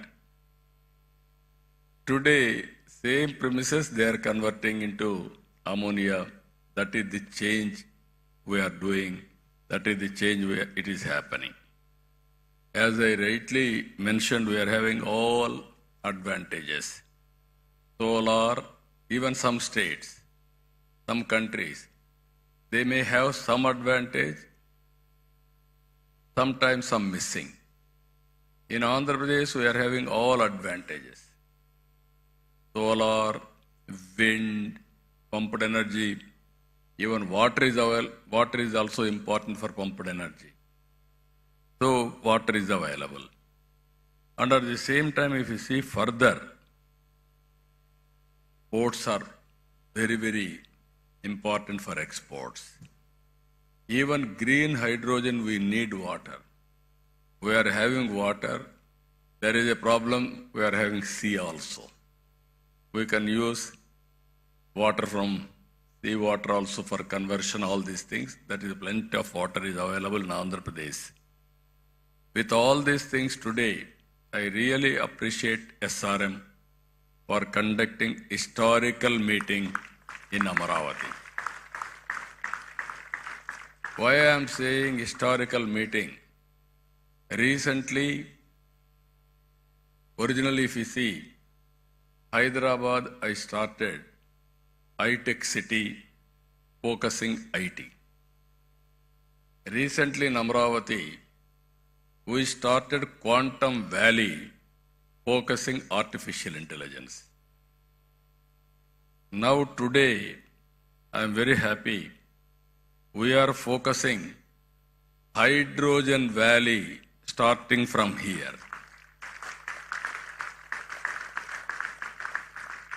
One is Quantum Valley, quantum computing, technology with deep tech, everything. How to protect environment. There you need green energy and also downstream industries, total ecosystem. You can imagine if you can protect nature and you can use technology in a big way, sky is the limit for development. Or otherwise we'll have all problems. That is where two valleys are coming here. One is Quantum Valley for computing and also technology. One is Green Hydrogen Valley from here to protect nature for sustainability. That is very, very important. Here I am asking SRM. They have done good work. This is only the beginning. I am requesting SRM to take lead to bring industry, green hydrogen players who are all in the field, and also research organizations and all users. How to take to logical conclusion. Today, it is a matter of cost. If you scale up, and at the same time, if you can go for innovations, you are all here. Our youngsters are also here. Continuously you will think you will get so many solutions. How to get best solution for reducing the cost, thereby affordability. That is only a game changer. For this, hydrogen storage, transportation, and so many things, we can work it out. There I am saying today, after today, tomorrow, all discussions will conclude. We will declare Amaravati Green Hydrogen Declaration 2025. Same day, next year we will meet again to review what we have done, what is the progress. Bring knowledge available globally, bring all experts and players available globally, And also we will improve further with value addition. If you can provide all solutions, I am here to give proof of concept. Some chief ministers may not understand, but our Prime Minister is very clear. He had a clarity in technology and also vision. That is where I am saying always, right time, right place, right person. That is Narendra Modi ji as on today. Now India is having very good advantages. I am telling you again and again. Reforms has been started in 1991. First mover advantage in technology, that is 1995. Demographic dividend as a windfall gain. All other countries are facing a problem of aging, where India is able to provide capable and also very, very effective human resources to solve their problems. That is the strength of India today. Even some countries are depending on India for solving their problems or serving their community. India is having capacity to serve that. So with all advantages, I am appealing all of you, 2 days, have a good time, and also bring all innovative ideas and give it to us. We will implement it. We will meet again next year, same time here. What we have done, proof of concept, and then scale it up, then replicate, then it will be model for the global community also. That is where we are going to do it. I am very happy. This is very, very innovative summit and creative summit. Earlier, all education institutions means only teaching, only academic, not application. Even abroad, every university you are seeing, either Stanford, Harvard, or Purdue, so many universities, they are bringing all players together and they are giving solutions for the problem. We have spent so much of money, but always you have to keep it in mind. What we learn has to be used for outcomes. If you provide a proof of concept, then it is a reality. Otherwise, it is only a theory. Then you have to train again for providing proof of concept. Now in India also we are changing our approach. Our universities are doing very well, either IITs or universities like SRM and other universities are doing very well. I wanted to make Amaravati as an education hub for global knowledge. That is what I am thinking to promote here. SRM is here, WIT is here, SLRA has come, even BITS Pilani is here, Amma University is here.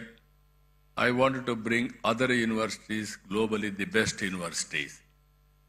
I am asking all universities to focus 3-4 subjects. Bring industry, research organizations, give a solution for the problems, solve the problems, then prepare use cases, we will adopt it, we will take forward. That is how all universities I want to use for solving the problems of the society what we are facing today. I am very happy SRM has taken lead. Even other universities are also working in that direction. We will encourage all universities who are all working in this direction and make use of their services in the near future. So, with all these things, very, very important subject, critical subject. Future is only green hydrogen. It is a game changer. How to take logical conclusion? One is affordability. Second is cost effective. These two aspects, if you can break through, even I am asking all youngsters, they have to do innovative ideas, brainstorming with their colleagues, come to solutions. Even if you see today, Vijayawada and also Visakhapatnam are the best top 10 cities in India for having excellent skills. That is where reports are coming. In future, Andhra Pradesh will be the best state for entrepreneurship and also skills available in the country. That is what is going to happen in the near future. With all these things, really, I appreciate Mr. Satyanarayana, Pro-Chancellor, SRM, and Nara Rao. Always he is pushing things. I wish him all the best. Once again, all members who are all assembled here, best of luck. I wish all the best. Thank you, one and all.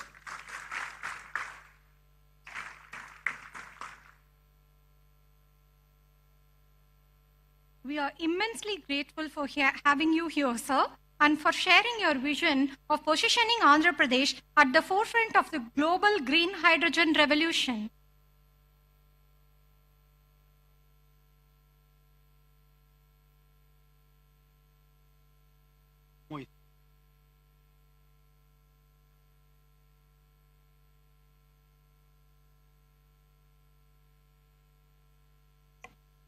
We are gathered here today in this landmark occasion to witness the signing of the two transformative memorandums of understanding between the Government of Andhra Pradesh with Yamuna and JKSH and Infra. First, we welcome Mr. Gal Bogin, representing Yamuna, for their visionary 1 million ton per annum green ammonia project at Krishnapatnam with an investment of 16,000 crores. Next, we are honored to invite Mr. Tomoho Umeda, representing JKSH and Infra, for their ambitious project at Machilipatnam, comprising 150 KTPA green hydrogen and 600 KTPA green ammonia, with a massive investment of rupees 35,000 crores. Together, these initiatives are expected to generate approximately 10,500 employment opportunities, reinforcing Andhra Pradesh emergence as a global hub for sustainable energy innovation. These projects are being facilitated by Dr. M. Kamalakar Babu, Vice Chairman and Managing Director of NRED-CAP, under the guidance of the Energy Department, Government of Andhra Pradesh. Let's now proceed to the ceremonial signing of the MOUs, symbolizing a shared commitment to clean energy, economic development, and the global collaboration.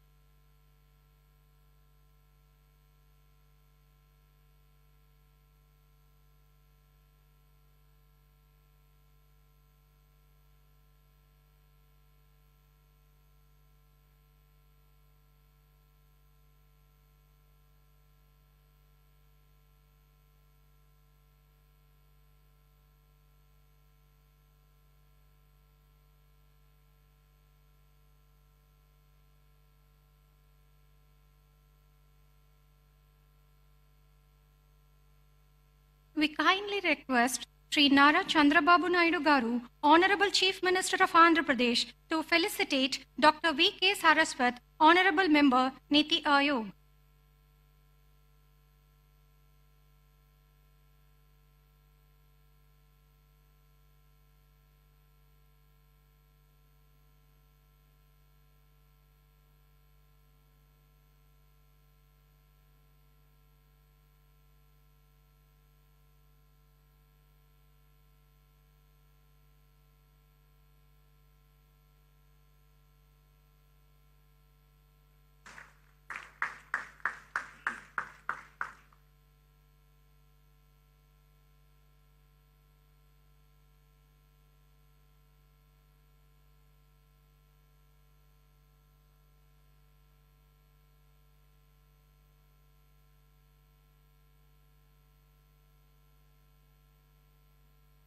We kindly request Dr. P. Satyanarayanan, Pro-Chancellor, SRM University, Andhra Pradesh, to felicitate Sri Nara Chandrababu Naidu Garu, Honorable Chief Minister of Andhra Pradesh.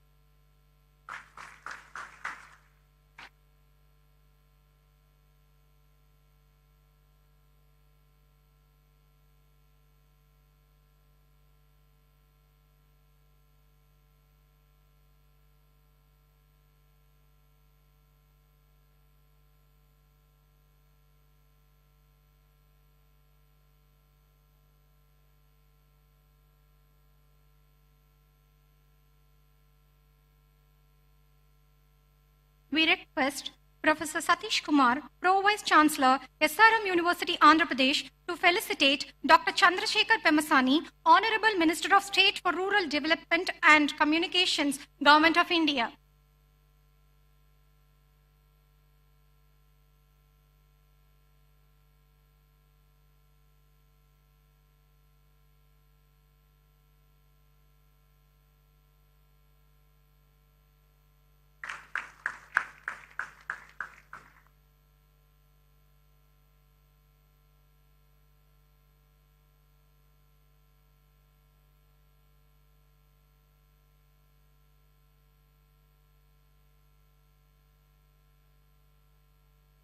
We kindly request Sri Nara Chandrababu Naidu Garu, Honorable Chief Minister of Andhra Pradesh, to felicitate Dr. V.K. Saraswat, Honorable Member, Niti Ayog.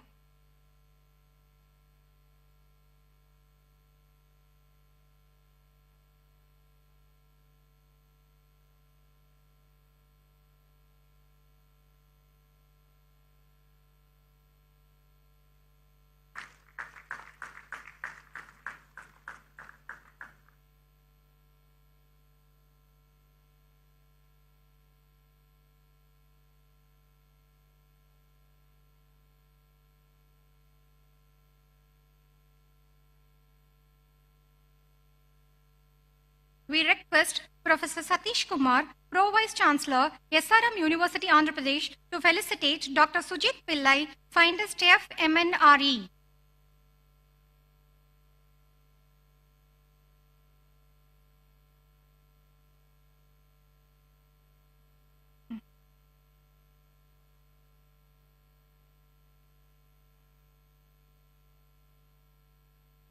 We request Professor D. Narayan Rao, Sir, Executive Director, Research, SRM Group of Institutions, to felicitate Dr. Ashish Lile, Director, CSIR, NCL, Pune.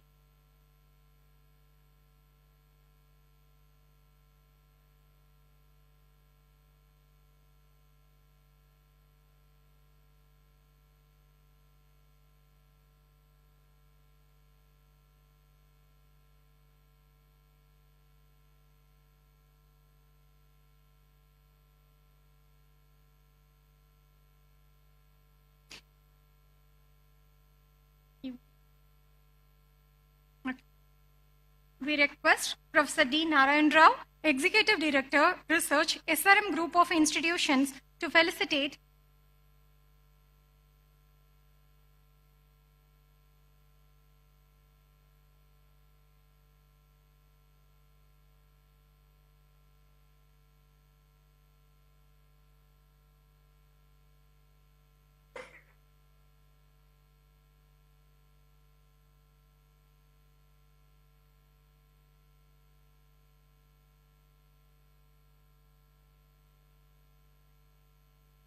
We request Professor D. Narayan Rao, Executive Director, Research, SRM Group of Institutions, to felicitate Dr. Ashish Lele, Director, CSIR NCL Pune.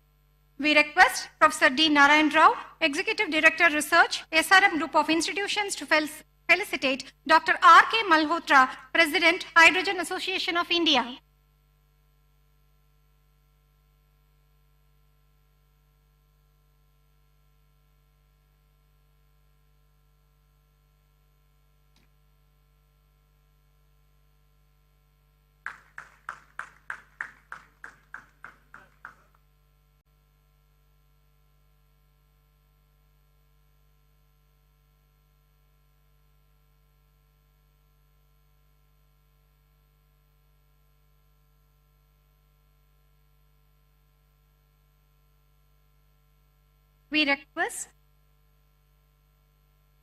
We request Dr. P. Satyanarayanan, Pro-Chancellor, SRM University, Andhra Pradesh, to felicitate Mr. Pranav Tanti, President, CEO, Synergen Green Energy, USA.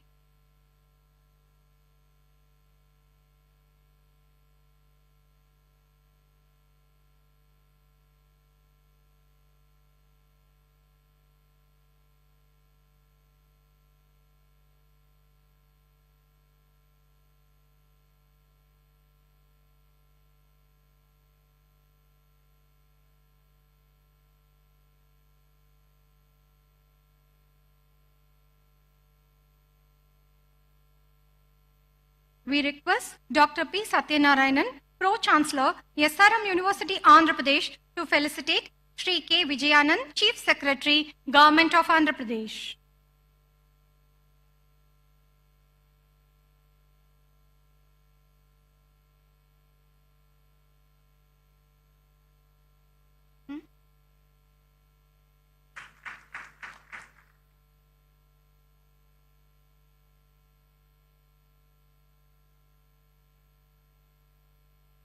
Finally, to conclude this inaugural session, we invite Dr. M. Kamalakar Babu, Vice Chairman and Managing Director, NREDCAP, Government of Andhra Pradesh, to deliver the vote of thanks.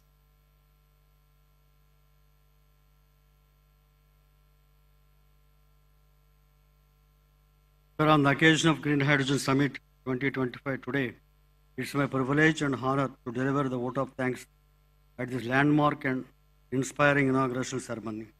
Sir, first and foremost, I extend our deepest gratitude to Sri Nara Chandrababu Naidu Garu, Honorable Chief Minister of Andhra Pradesh, for his visionary leadership and Swarna Andhra Pradesh 2040 vision, 47 vision.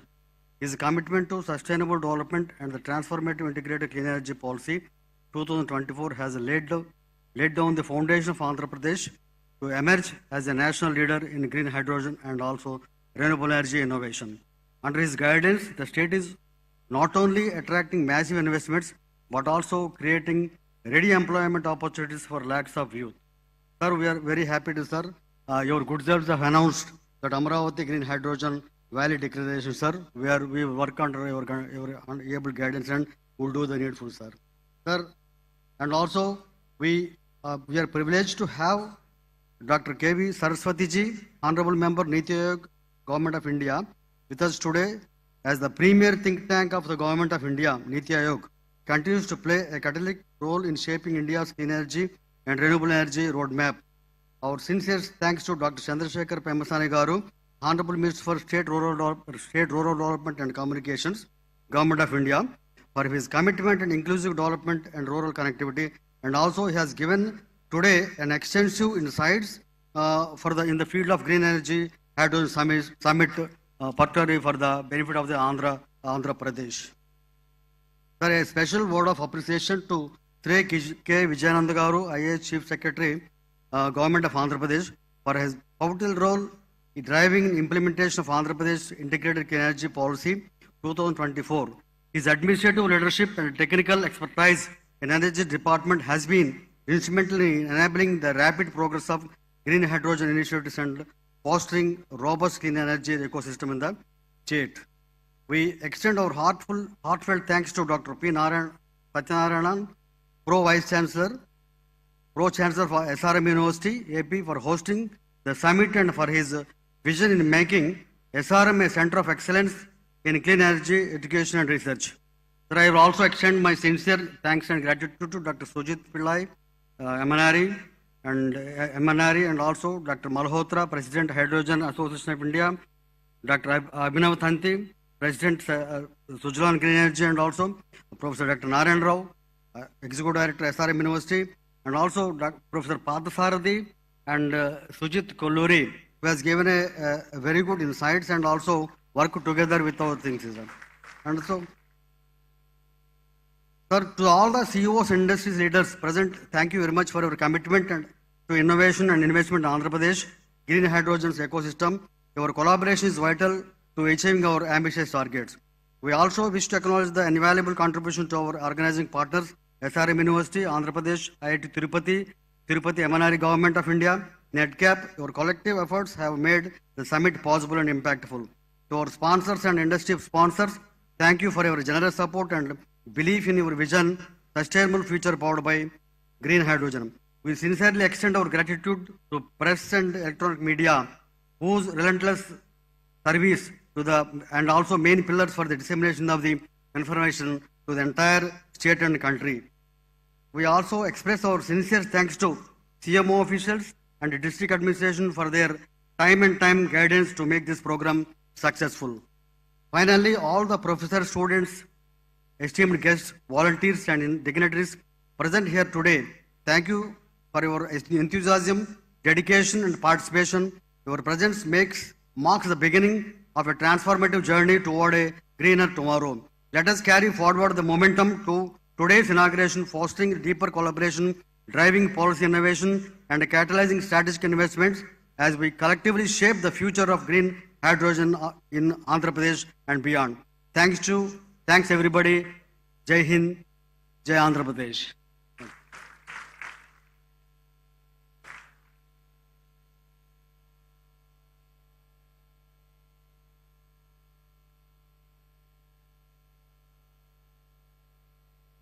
Please join us for a lunch break. We encourage you to use this time to connect with other participants and visit the booths in the exhibition area. Our volunteers will guide you. Please be here for the next session by 3:30 p.m. sharp.